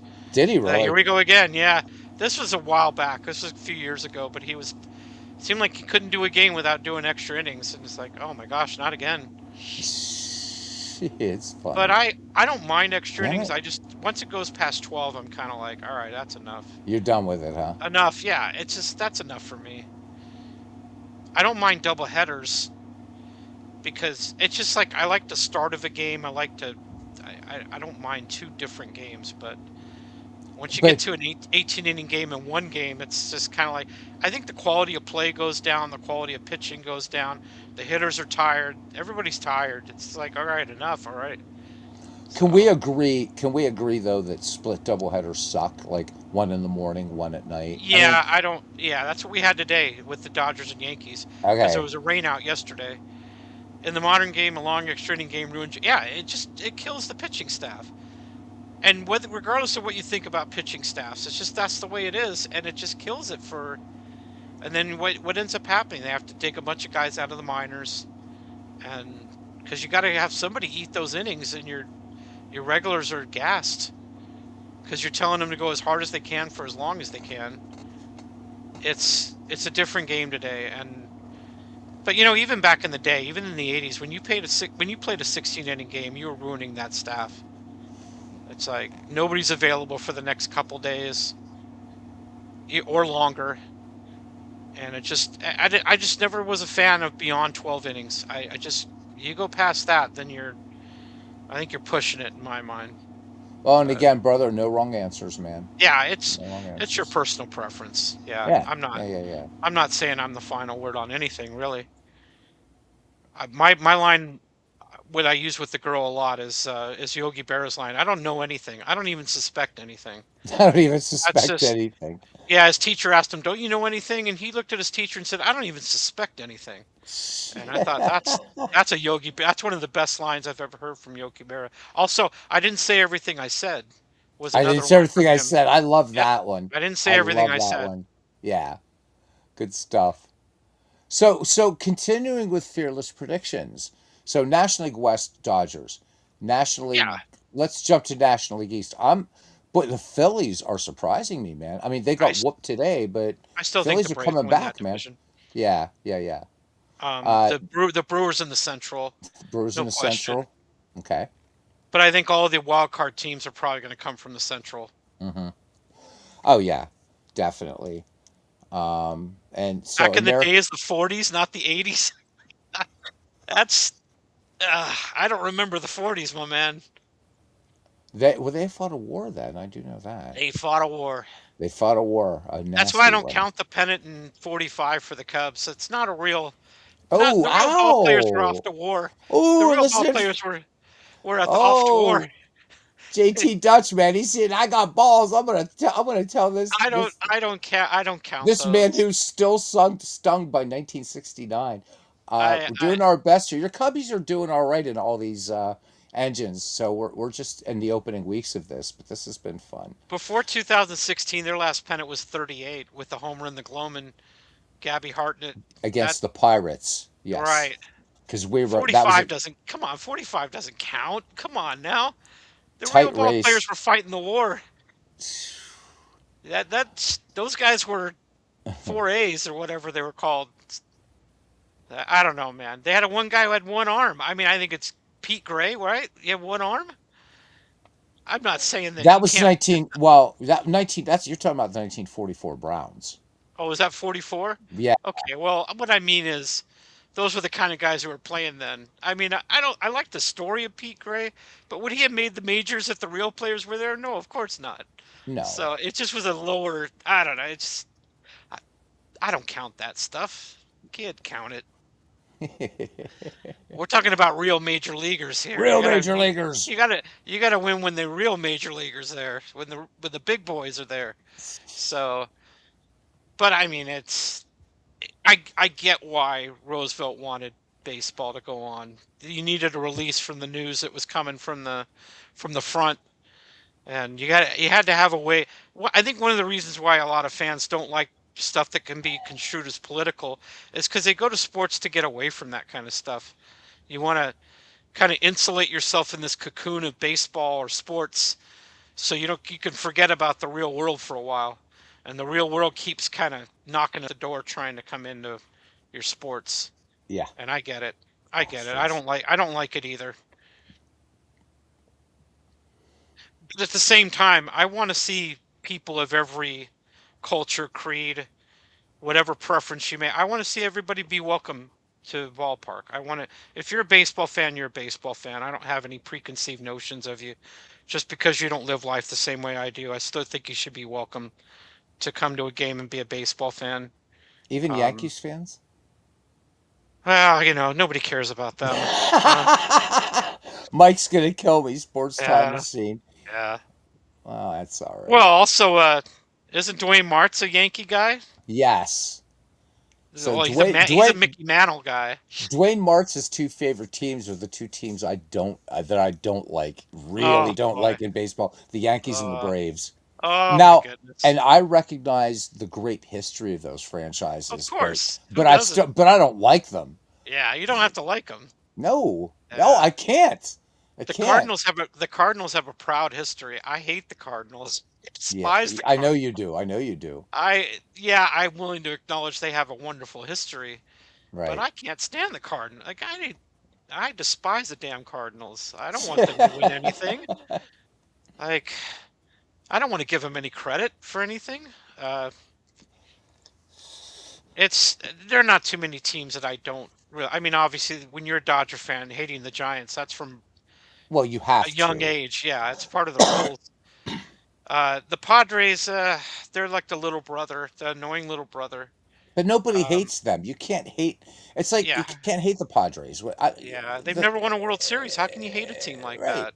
It's the Padres. They're just like they're so cute. They're just like, oh, there They're they are. cute. They play baseball. Oh, they play baseball too. Look at that. Oh my God, They that's know to throw funny. the ball to first base too. All right, cool. Oh, they've got rid of the T-ball this season. Yeah, Great. right. Like with the Seattle Mariners, it's like, oh, okay, they play baseball too. That's great. You got uniforms and everything. Look at you. You got it going on over there. Dude, you can So, be a prick, man. I love it. You're like uh, you're like in you're full well, on testifying mode tonight. I love it. I like the line in Major League Cleveland here. I didn't know they had a team, and you say, yeah, we got uniforms and everything. We got uniforms and everything. Yes. You hate Oh, the look. 84. Wow, Well, it makes sense. a Yes. Cub fan hating the 84 Padres. That I've never heard that before. I think I would be more mad at the Cubs for losing that series than the Padres. You basically gave it to the Padres. They just gave it to them. That ball that went through Bull Durham Bull Durham's legs, Leon Durham's legs. Leon Durham, yeah. That was a worse error than Bill Buckner.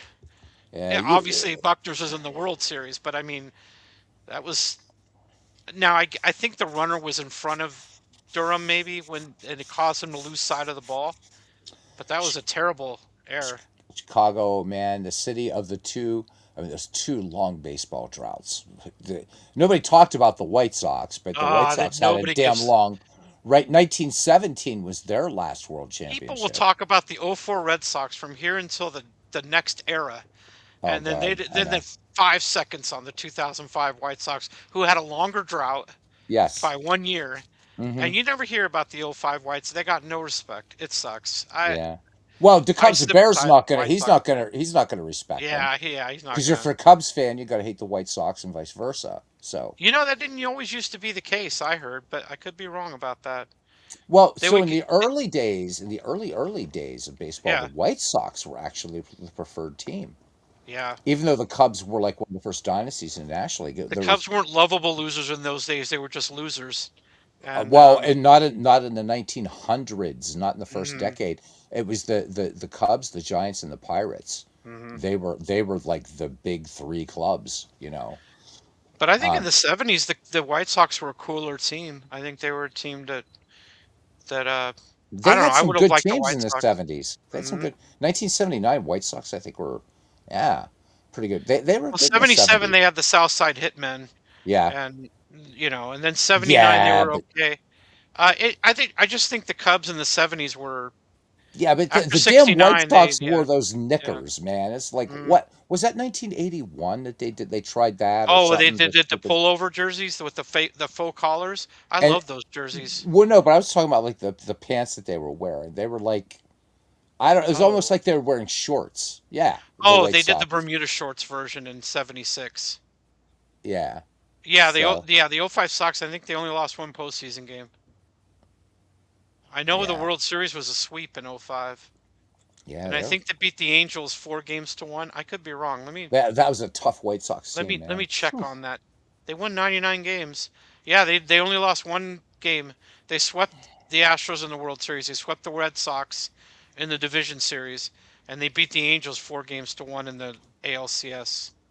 This is gonna honk off Boston fans, but I have to say this too for the Cubbies though. For the original old ballparks, Wrigley is just now. I mean, I've never been to Fenway, but I just there's something about Wrigley Field to me that's just if I were to if somebody was new to baseball and they said "So what is really emblematic of baseball of a baseball park for me it's Wrigley Field and I'm not saying that because the Cubs and Bears is here. Wow. It's a I'm the beautiful exact ballpark, opposite. I've never been to Wrigley, but I went to Fenway, and and so for you it's Fenway was just Fenway. an incredible. Fenway's. We did a tour there. We saw a game there. We Yeah. got in. We walked inside the Green Monster.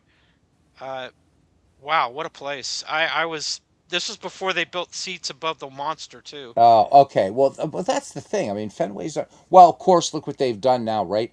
So those Yeah, brownstones across the street in Chicago, right. man. Used to be able to just people that lived in those apartments at one time could could watch the baseball. Right. Well, Just look out they your had the window, rooftop. man. Yeah, Yeah, they they had the had rooftops. rooftops. Yep. Yeah. Yeah. Oh, They've so the modernized Cubs Wrigley. Yeah, they hate modernized Wrigley and Fenway. Yeah, they're not so the hate, same as they hated used the to be. 1959 Go-Go Sox. What did It's you hate about them? Why did you well, hate the '59 he Sox? he's a Cubs fan, dude. Well, okay, but I mean, I'm I guessing don't know. that's the reason. Well, I mean, the Angels won the World Series in '02. I like the Angels. I don't know. They're not really. I guess it's not the same. I don't know though. Yeah. You got two teams in different leagues on either side. I don't know, man. I never had anything against the Angels. Chicago baseball's dangerous, man. I'm trying to walk an easy. I really like the Cubs. I just think that the White Sox just they kind of get forgotten, but For sure not they like do. Chicago, but they get forgotten in Major League Baseball. Again, they The had White Sox absolutely get that forgotten. drought from 19 and nobody Hmm talked about it. Everybody talked about Nobody did. the Red Sox drought and the Cubs. And it Hmm was like, oh yeah, the White Sox won the World Series. It's like, Yeah, the White but Sox they won in haven't won since 2005. They got nothing. 1917. Holy Yeah, I shit. know. I know. Yeah. Come on. I know. That's the year we entered World War One. And that White Sox team was a pretty fun team. I don't know. I don't know why. I don't know why that is. One of the reasons why I like the White Sox more than the Cubs is because they don't get they don't get talked about enough. Okay, you're a They Cub don't. fan on the South Side, pure hate. I believe it. I believe White Sox fans hating the Cubs, but I think I don't, I mean I guess it goes the other way too. I don't know. I know Oh, Angel a fans Cub hate the fan on the Dodgers. South Side. Well, what that tells me to Cubs and Bears is you're positively badass, brother. I mean, because the South Side Well, of Chicago, not a nice part of the city back in the day. no, Cabrini Green and not all that not stuff. now. Even not now. I think It's that's why they want to move. They want to move the location of the ballpark. that. Not So not in a great part of town. that ballpark is a disappointment. They could have built Yeah, such a great retro park, and it's yeah, just they could have. guaranteed rate field is just like it's like really. And it was not long before Camden Yards was built, where they built a retro-looking ballpark. So they just missed out on that. Camden is beautiful. That's a Yeah, beautiful ballpark. it's a great place. It ain't PNC, but it's beautiful, and the fans are really cool there. The Baltimore Oriole fans, really Mm. cool people.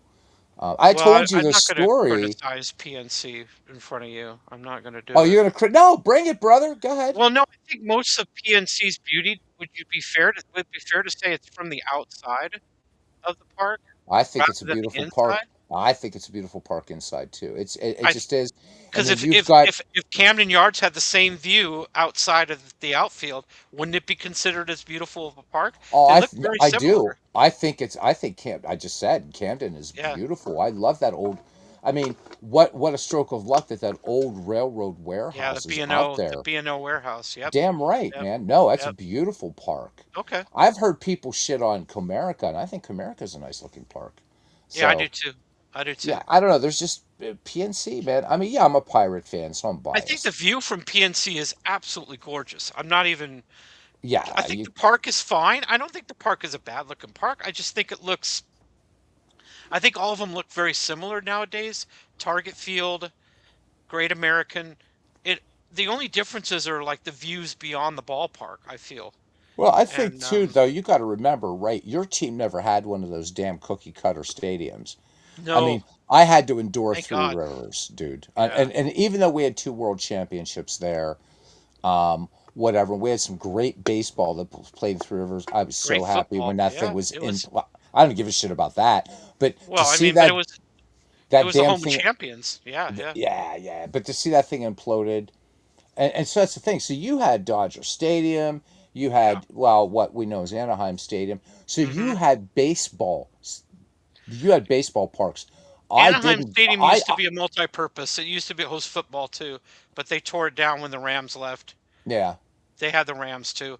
Dodger but your Stadium never team, had that, right? Dodger but Stadium's a baseball yeah. park, and Yep. I never had that. Right? We had Three River Stadium. I'm not old enough to have known Forbes Field, and except through baseball sims. So, and that's I like don't this, know if this.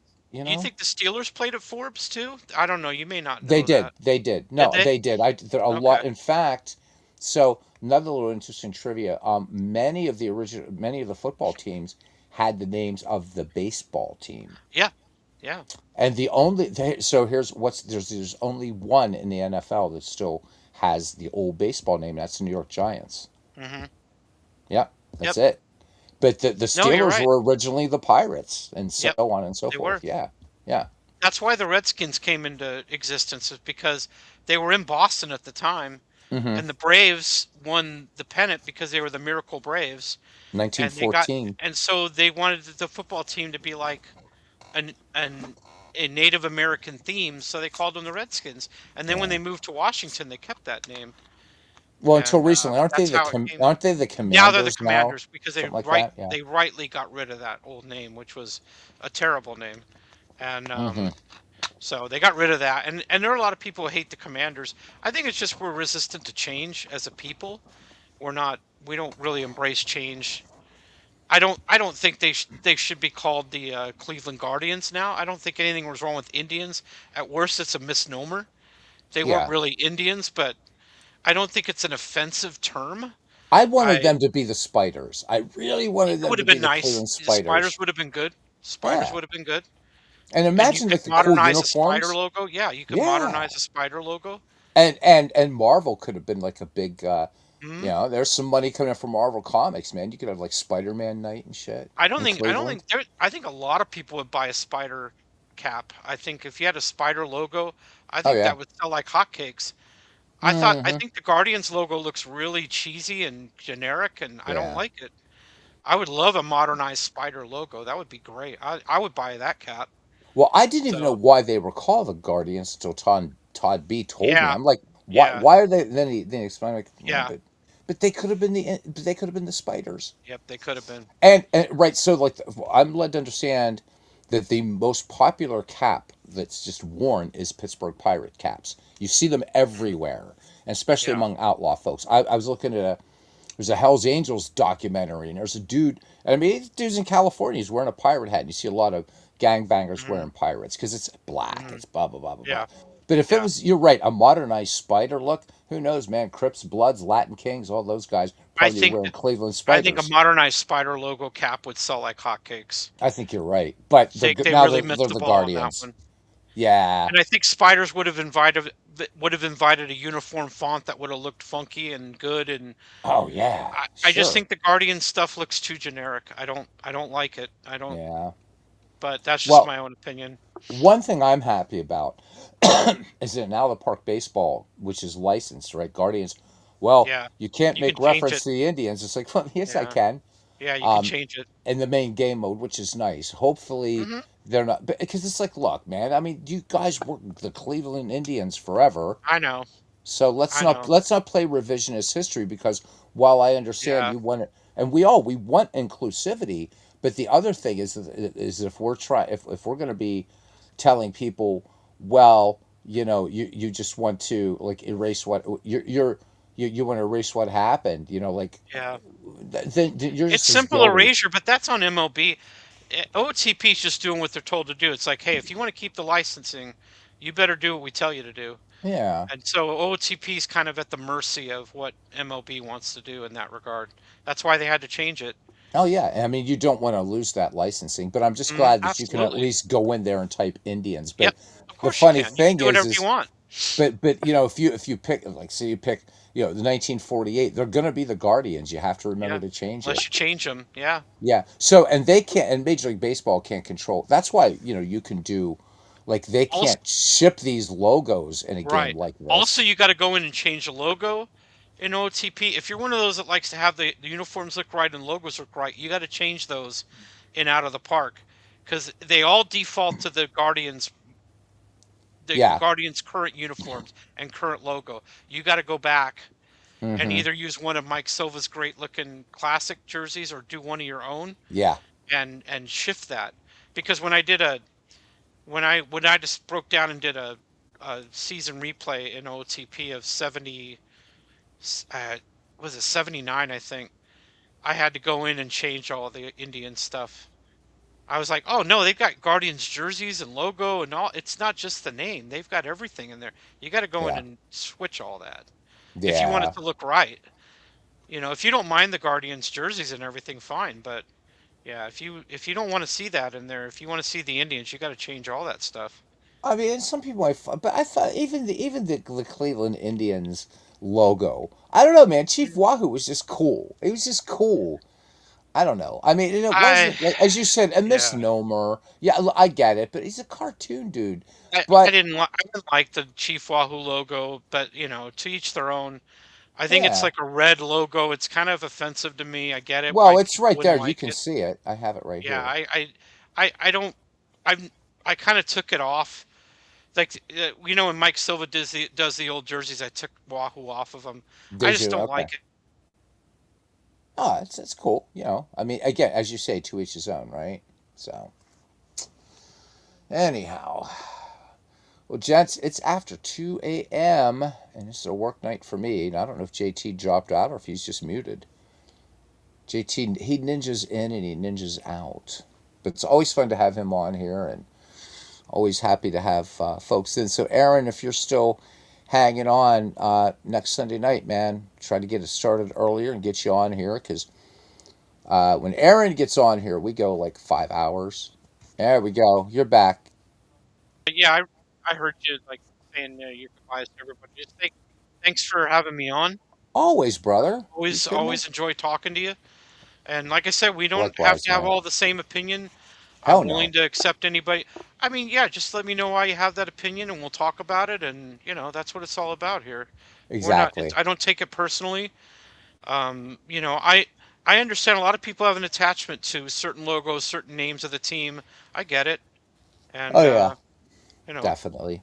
so it's fun because a lot of people say, well, you get rid of like Wahoo, you're invalidating my childhood with that look because that was my logo, the logo of my favorite team when I was a kid. I get it. I understand that.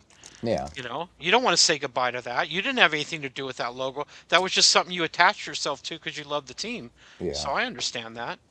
So it's I just like the engage I just like the exchange of ideas. I like people. I don't want it to be an echo chamber in here. I want you guys to be able to have your own opinions and not be afraid to express them. Approach me with anything. I remember when RJL Robert would come in here and have his own opinions, and it was good fun. Yeah, yeah, yeah, And yeah, yeah, yeah. we pretend to argue, but not really. It was Oh an yeah, argument, but it was never anything underlying that. It was just like, yeah, hey, we had just have different opinions. yeah. So, He's still wrong about Koufax, but yeah, but yeah, yeah, sure, yeah, yeah, of yeah. course, yeah. But it's just like I want everybody to be unafraid. Whatever opinions you have, please bring them in. Let Oh, let us know. absolutely, man. I might ask you why you have that opinion, but that's about all, and we might go back and forth about it, but I never want you to. I will promise you that I won't dismiss anything out of hand and just say, well, that's just wrong. No, I mean, I want you guys to be able to share what you know and what you feel. A lot of people have been watching baseball longer than I have, and they have their own opinions about it. Um, By the Bernie, way, Clinton, these guys have been watching longer than I have, and oh yeah. I don't agree with everything they say, but I really feel honored having their opinions in here. It's great to have people who came before me talk about So the game. you thought you were gonna nick out, but you know I have to. I'm gonna ask you the question that I ask you every time you're on here. Why Because don't I I want to be, start? Yeah, yeah. Because I want to be, I want uh, to be, I want to be like on your channel and get to talk on your channel. When are you starting it, dude? Come on. You knew I was gonna ask you. yeah, I I know. I can't left. I can't. I can't allow you to just get off the I hook. never have a definitive date to You give, and never it's do. I know. I know. no, Right.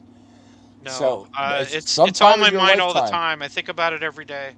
It's Mm, just it's just it I don't want to sit here with a bunch of excuses, and it just but life gets in the way just as it does for you and everybody else. oh Life yeah. happens, Yeah. and unexpected things. Just between you guys and I, my mother went through a major surgery not that long ago, and Oh why? I've been taking her back and forth to the hospital and kind of being there, and so it's just things. But again, it's Sure. just like Sure. it's just Sure. life happens. Life gets in the way. We don't plan it. Mm-hmm. I love to get on here and just talk baseball with you guys. It's one of the Well, things that I really enjoy doing. I look forward to Sunday nights, and when we don't get to do it, I feel disappointed. But I mean, I understand that life gets in the way of everybody, and well, that's just the way it I is. will do better. But I, man, I look forward Well, we to all love will, but having you on yeah, here, brother. yeah, Man, love it. it's great, and That doesn't it's change my love for you, affection for you, and the people in this community. You guys, I really do appreciate you guys more than you probably realize, and I appreciate your opinions, even though I disagree with some stuff, and yeah. I have some weird off the wall opinions sometimes, but I understand why people think the way they do, and Hey, I we just want all I want people to just not have any fear. Just show come me in and tell me what you want. Tell me what you want to see baseball do. show me somebody who doesn't have off the wall Hmm. opinions, and I'll show you a bullshitter. Everybody does, man. My The dad Cubs and kept a Bears score says, sheet. yeah. Yeah, Wow, it took 1954. 54. If you knew the date the Cubs and Bears, we'd do it some. I did that for Ken Castro. He uh he mentioned one time, he said, "Oh yeah, this was the first game my dad took me to in Fenway." And so, unbeknownst to him, I was, created, and he came on. I said, "Yes, look, Ken, look at the date. This is what we're playing." So I think that would be a lot of fun to do that, because Ken was. I mean, he wasn't on the mic or anything, but he was able to share a lot of nice memories. And I, for JT and me, and I know I'm speaking because you just said it. We, for you guys that have been around longer, and Mm, baseball fans longer than we have, we want to hear your stories. We want to know them. You yeah, know, it was like, again, that night that those guys were there and talking about. I mean, these guys were pioneers playing Strat Napa, and you know, from my perspective, JT, yeah, and yours, we have a billion baseball games to choose from. yep, They didn't, and yeah. what was that like? And it was amazing to hear what those guys were talking about. It was just fantastic. What were Cubs you? lost to the It's like Phils. Maybe like we what can change that. like what was your baseball experience like? How did you? When I say like when I was 14 in the summertime, not having to go to school, my whole day revolved around what time the game was. Yeah, I just like how did others approach game day? What did the sport mean to you at that time? I mean, were you really a diehard fan? By what age were you a diehard fan? What changed you? What made you into a diehard fan? Was it a family member? Was it a player? Was it a broadcaster? One of the reasons I switched from being an Angel fan to a Dodger fan was Vince Scully. And it's just like it could be anybody. I mean, that's the kind of stuff that interests me. Like what made you become the fan that you are today? And what keeps you coming back? If you're not into today's baseball, why? What is it about today's baseball you don't like? A lot of the same answers, but still they're important answers, and it's just I want to gain a better understanding of the community than just, like we all love baseball, but what do you love about it? What are the things you like most about it? yeah, Those are the kind of opinions I don't want people to be shy about bringing in here. yeah. You're absolutely right. You Absolutely know, right, man. even if I completely disagree, I'll tell you why, and then you tell me why you have the opinion you do, why you disagree with me, and and it's never personal. I don't take anything personally from you guys. I don't want name calling or anything like that. Oh my God, no. I just want you to say, "Hey, look, I like the designated hitter because of this. I don't like the ghost runner because of that," or the opposite. I like the ghost runner because maybe it gets games done in extra innings quicker. I hate the designated hitter because of this or that. I get it, man. I just, I think it's important to have people who came in before me and after me tell me the way Well, what they love about the game. but here's one that would be hard to defend as we close out here: the Mm. limited pickoffs. And I mean, and if we take out the, well, it speeds up the game. But other than that, how can you defend? I would love to have somebody defend the That limited would be, pickoffs to first yeah. with a runner on. I mean, that's just sheer bullshit. So somebody trying to defend that, I would say good luck defending that Yeah. because I don't think it should ever be illegal to hold base runners on just because you want more steals in the game. You increasing the size of the bases even. I don't understand why you needed to do that. Who said that was broken? The size of the bases, really? Um I Yeah. just you're gonna have a hard time. Good luck defending the rule that makes it illegal to hold runners on base. I think that's part of the strategy of the game. And if people get bored watching that, then maybe baseball isn't your thing. I don't know. I never got bored watching a pitcher hold a runner on. Because the battle between the base runner and the pitcher, to me, was almost as important as the battle between the hitter and the pitcher. It's like you've got this guy who can steal a base, and you need to Mm-hmm. hold him on. Because if you're, I think today there's more strikeouts than anything, but back in the day, guys wanted to turn that double play, so you had to hold that guy at first base close. Right. If you let him get too big of a jump, you wouldn't be able to turn that DP. And that, it's just a different.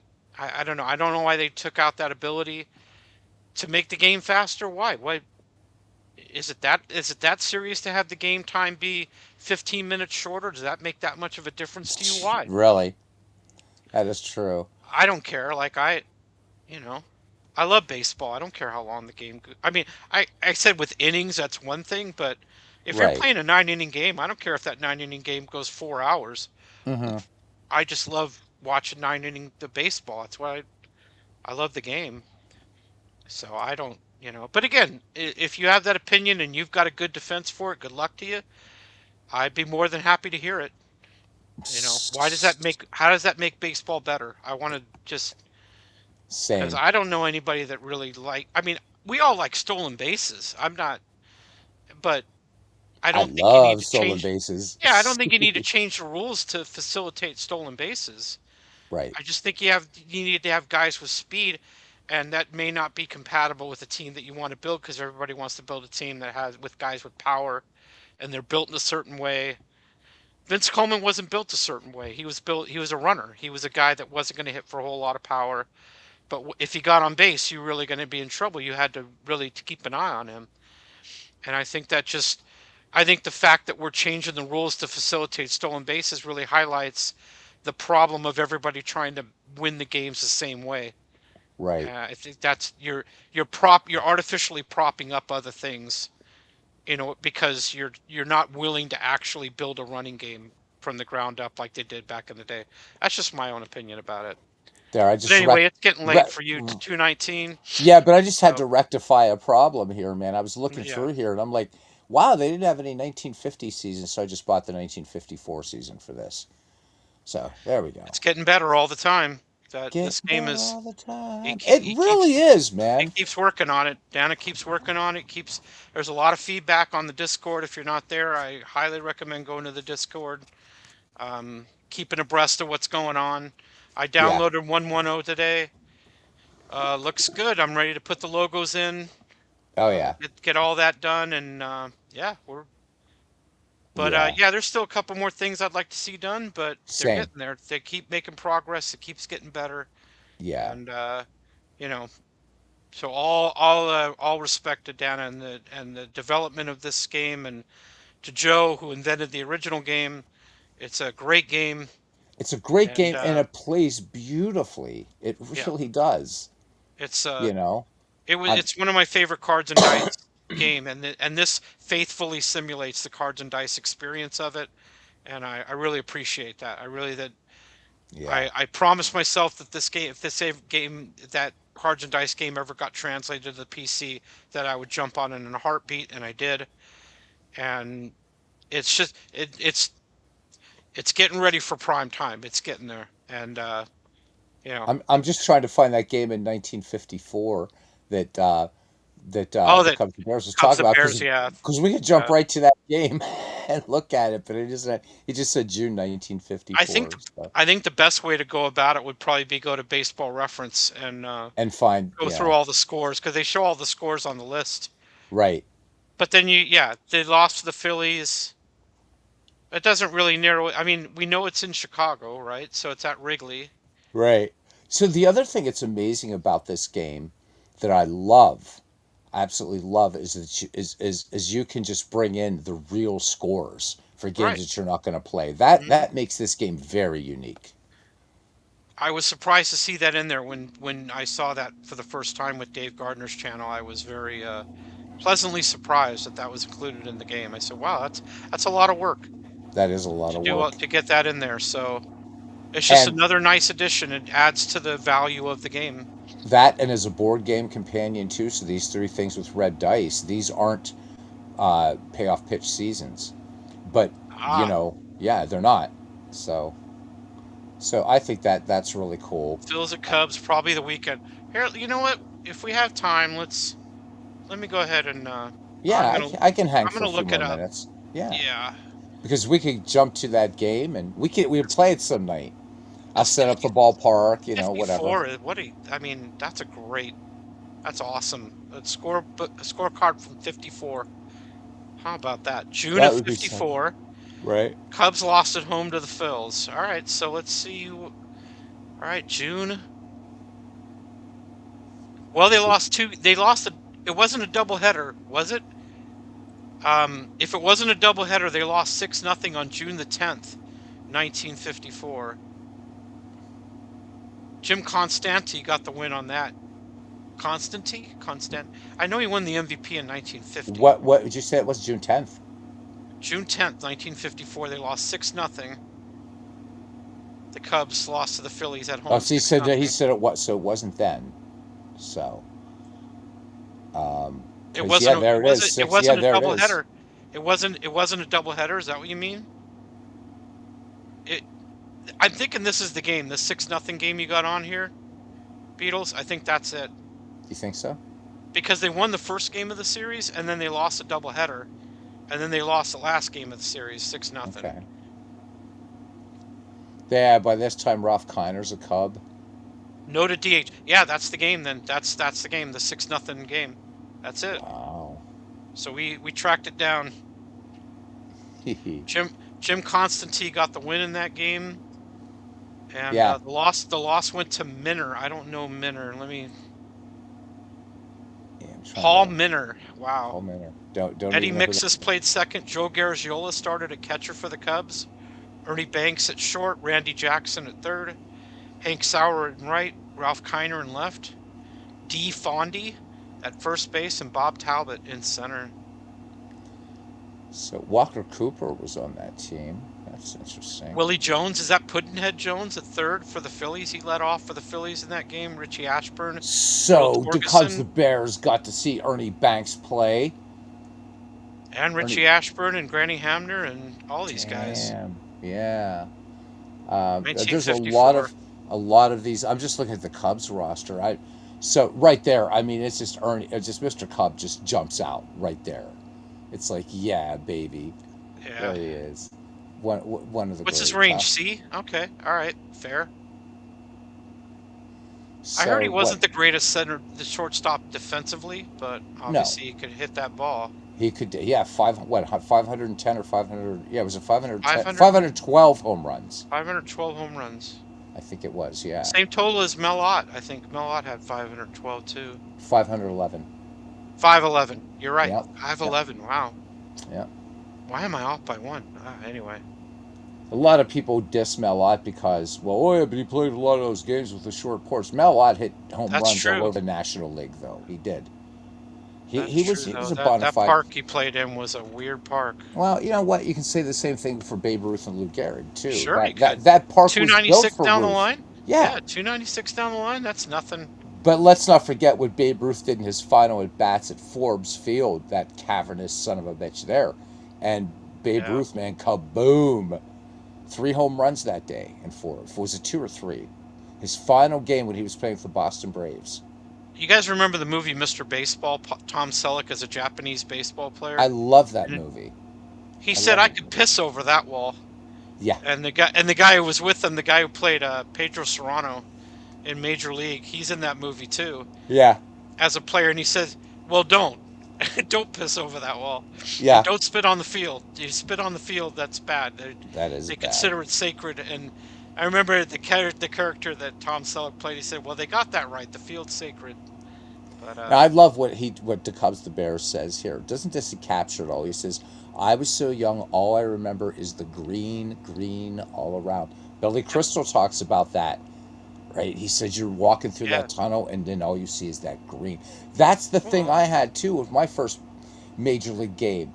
You right, and I mean, like, my grandparents, they owned like a lot of acreage, like out in the country, up in the mountains, right? So I'm yeah. used to, but there's something about walking into a baseball field and seeing all that green.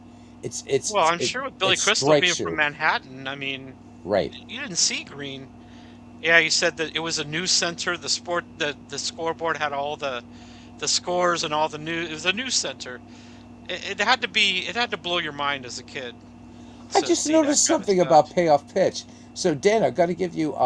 So do you see like just they're very almost transparent. The Yeah, the logos once you dust. put them in, but Yeah, once you the put the dust. logos in, look, there Yeah, they are, even over yeah, there. That's so cool. yeah. You could turn that off, but yeah, that's what he calls the dust I love it. or something like that. I That wouldn't turn that off. That looks yeah. great. Yeah. So Not much not green much in my green. hood. Yeah, yeah, Yeah, down in South Chicago. Yeah, well, Chicago, right? yeah. Yeah. And seeing that That was the same green, as Billy Crystal being in Manhattan. You don't see any green. So you go to that, you see that big expanse of it, and it's gotta be a and huge deal. I still feel that way about ballparks, minor league, major league, whatever. Yeah, You walk into that ballpark, and your eyes are just drawn to the field, and it's like, it is. wow. Something It's like, really relaxing about a big baseball field, that kind of expanse. oh yeah, Something is there's a sense of relaxation and pleasure. I think the same way in lawn tennis too, that people talk about Wimbledon and seeing that grass. It's just something about seeing that. There's oh a, absolutely, I think a lot of people have the same feeling about it. There's something about it that is very special. yeah. So Well, gentlemen, this is we are at 3 hours and 14 minutes, and we had 2 hours of that with my brother JT, which is always an honor. Yeah, I could go And on for another 4 hours. I know you could. We you Yeah, West Coasters out there, man. It's yeah, still we're the lucky ones. yeah, it's still Sunday for you. We sure is. So It yeah, sure is. But it's great. Like I said, always a pleasure with you, man. thank you. And uh, and just with Likewise, you guys, don't ever be. That's the big main point I want to give you guys today. Don't be shy about sharing your opinion with us. Uh, as long as you love baseball, that's a common thread with all of us. We love the it sport, is. and as long as you're a baseball fan, I'm willing to listen to anything that you want to talk about, and just keep it. Don't let it get personal. Keep it insult free, and I'm ready to hear any opinion that you got. That's the beauty of it. And this is why And you're gonna have a great channel. But in the meantime, brother, consider this one yours as well. So, because I'm mm, serious, man. I love having you on here. And you know I'm not about building subscribership. It is no, about family here. this And is you are, it's, yeah. And yeah. I mean, look, you and I don't agree on everything, man, but that's what Nope, makes it even we better. sure don't. You know, But I don't want to. That's the big thing. I don't want an I will echo watch a chamber. 36 inning baseball game. You Yeah, won't, but that's no, okay. Still love you, man. yeah. It's just. I was a little different about this when I was a teenager, but I think I don't know, Yeah, something changed to me. I said I can't watch a baseball game that long anymore. But yeah. at any rate, it's just like it's a pleasure to be in here. This is Thank you, man. a truly for the love of the game in here and for the love of the community. And I just want everybody to be comfortable in here and have Well, your, and we have you know, another connection. Your last name is Dutch. My girlfriend is Dutch.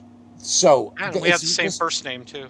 Yeah, we So have the same first name. So this is meant to be. It just mm, is. It is. it's destiny. Yeah, And for the other sure. thing I love too is I got to say, and I'm not just singling out people because like they're, but man, I love the fact that this is a we get to Cubs to Bears in here on Sunday, and I know he's not here every Sunday, but he's here most Sundays, and I love it, and I look forward to it. I The just love Cubs to people Bears, talking baseball in here. I just love it. yeah, but the Cubs to Bears, I know you're still feeling the sting of 1969. Cubs are doing okay so far. Um, so how this is work is I play a game in one baseball engine, go to the next one, update that one, and so forth. So it's going to be a season replay, Oh but yeah, over seven different you're sims. multi Yeah, game. Yeah, yeah, yeah. yeah. So it's going to be kind of It's crazy. it's yeah, the Cubs 69. I mean,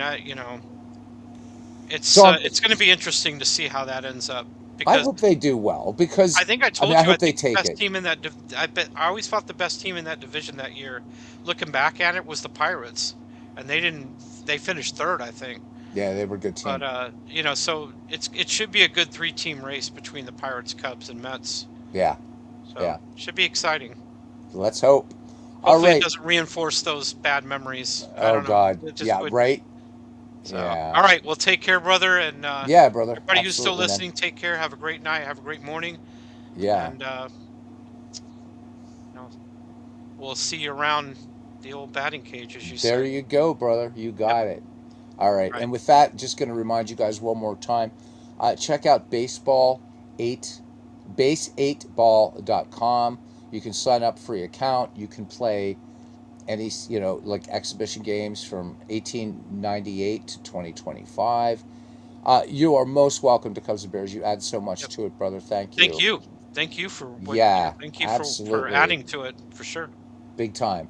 That All right. game All the is best. all right. All All the the best, best, you guys. brother. All right. All right, man. Take care. Take care. You too, brother.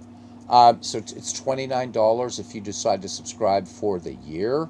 If you want to do some season replays, just right now the DH thing isn't quite working on it, but it's a nice looking game. Plays a good game. It comes with two different engines. There's a lot going on. Give it a shot. Make a free account and play some exhibition games. It's pretty cool. And with that, JT already said my tagline at the end, which is all good. So you know where I'll see you. All right, everybody, take care. Good night.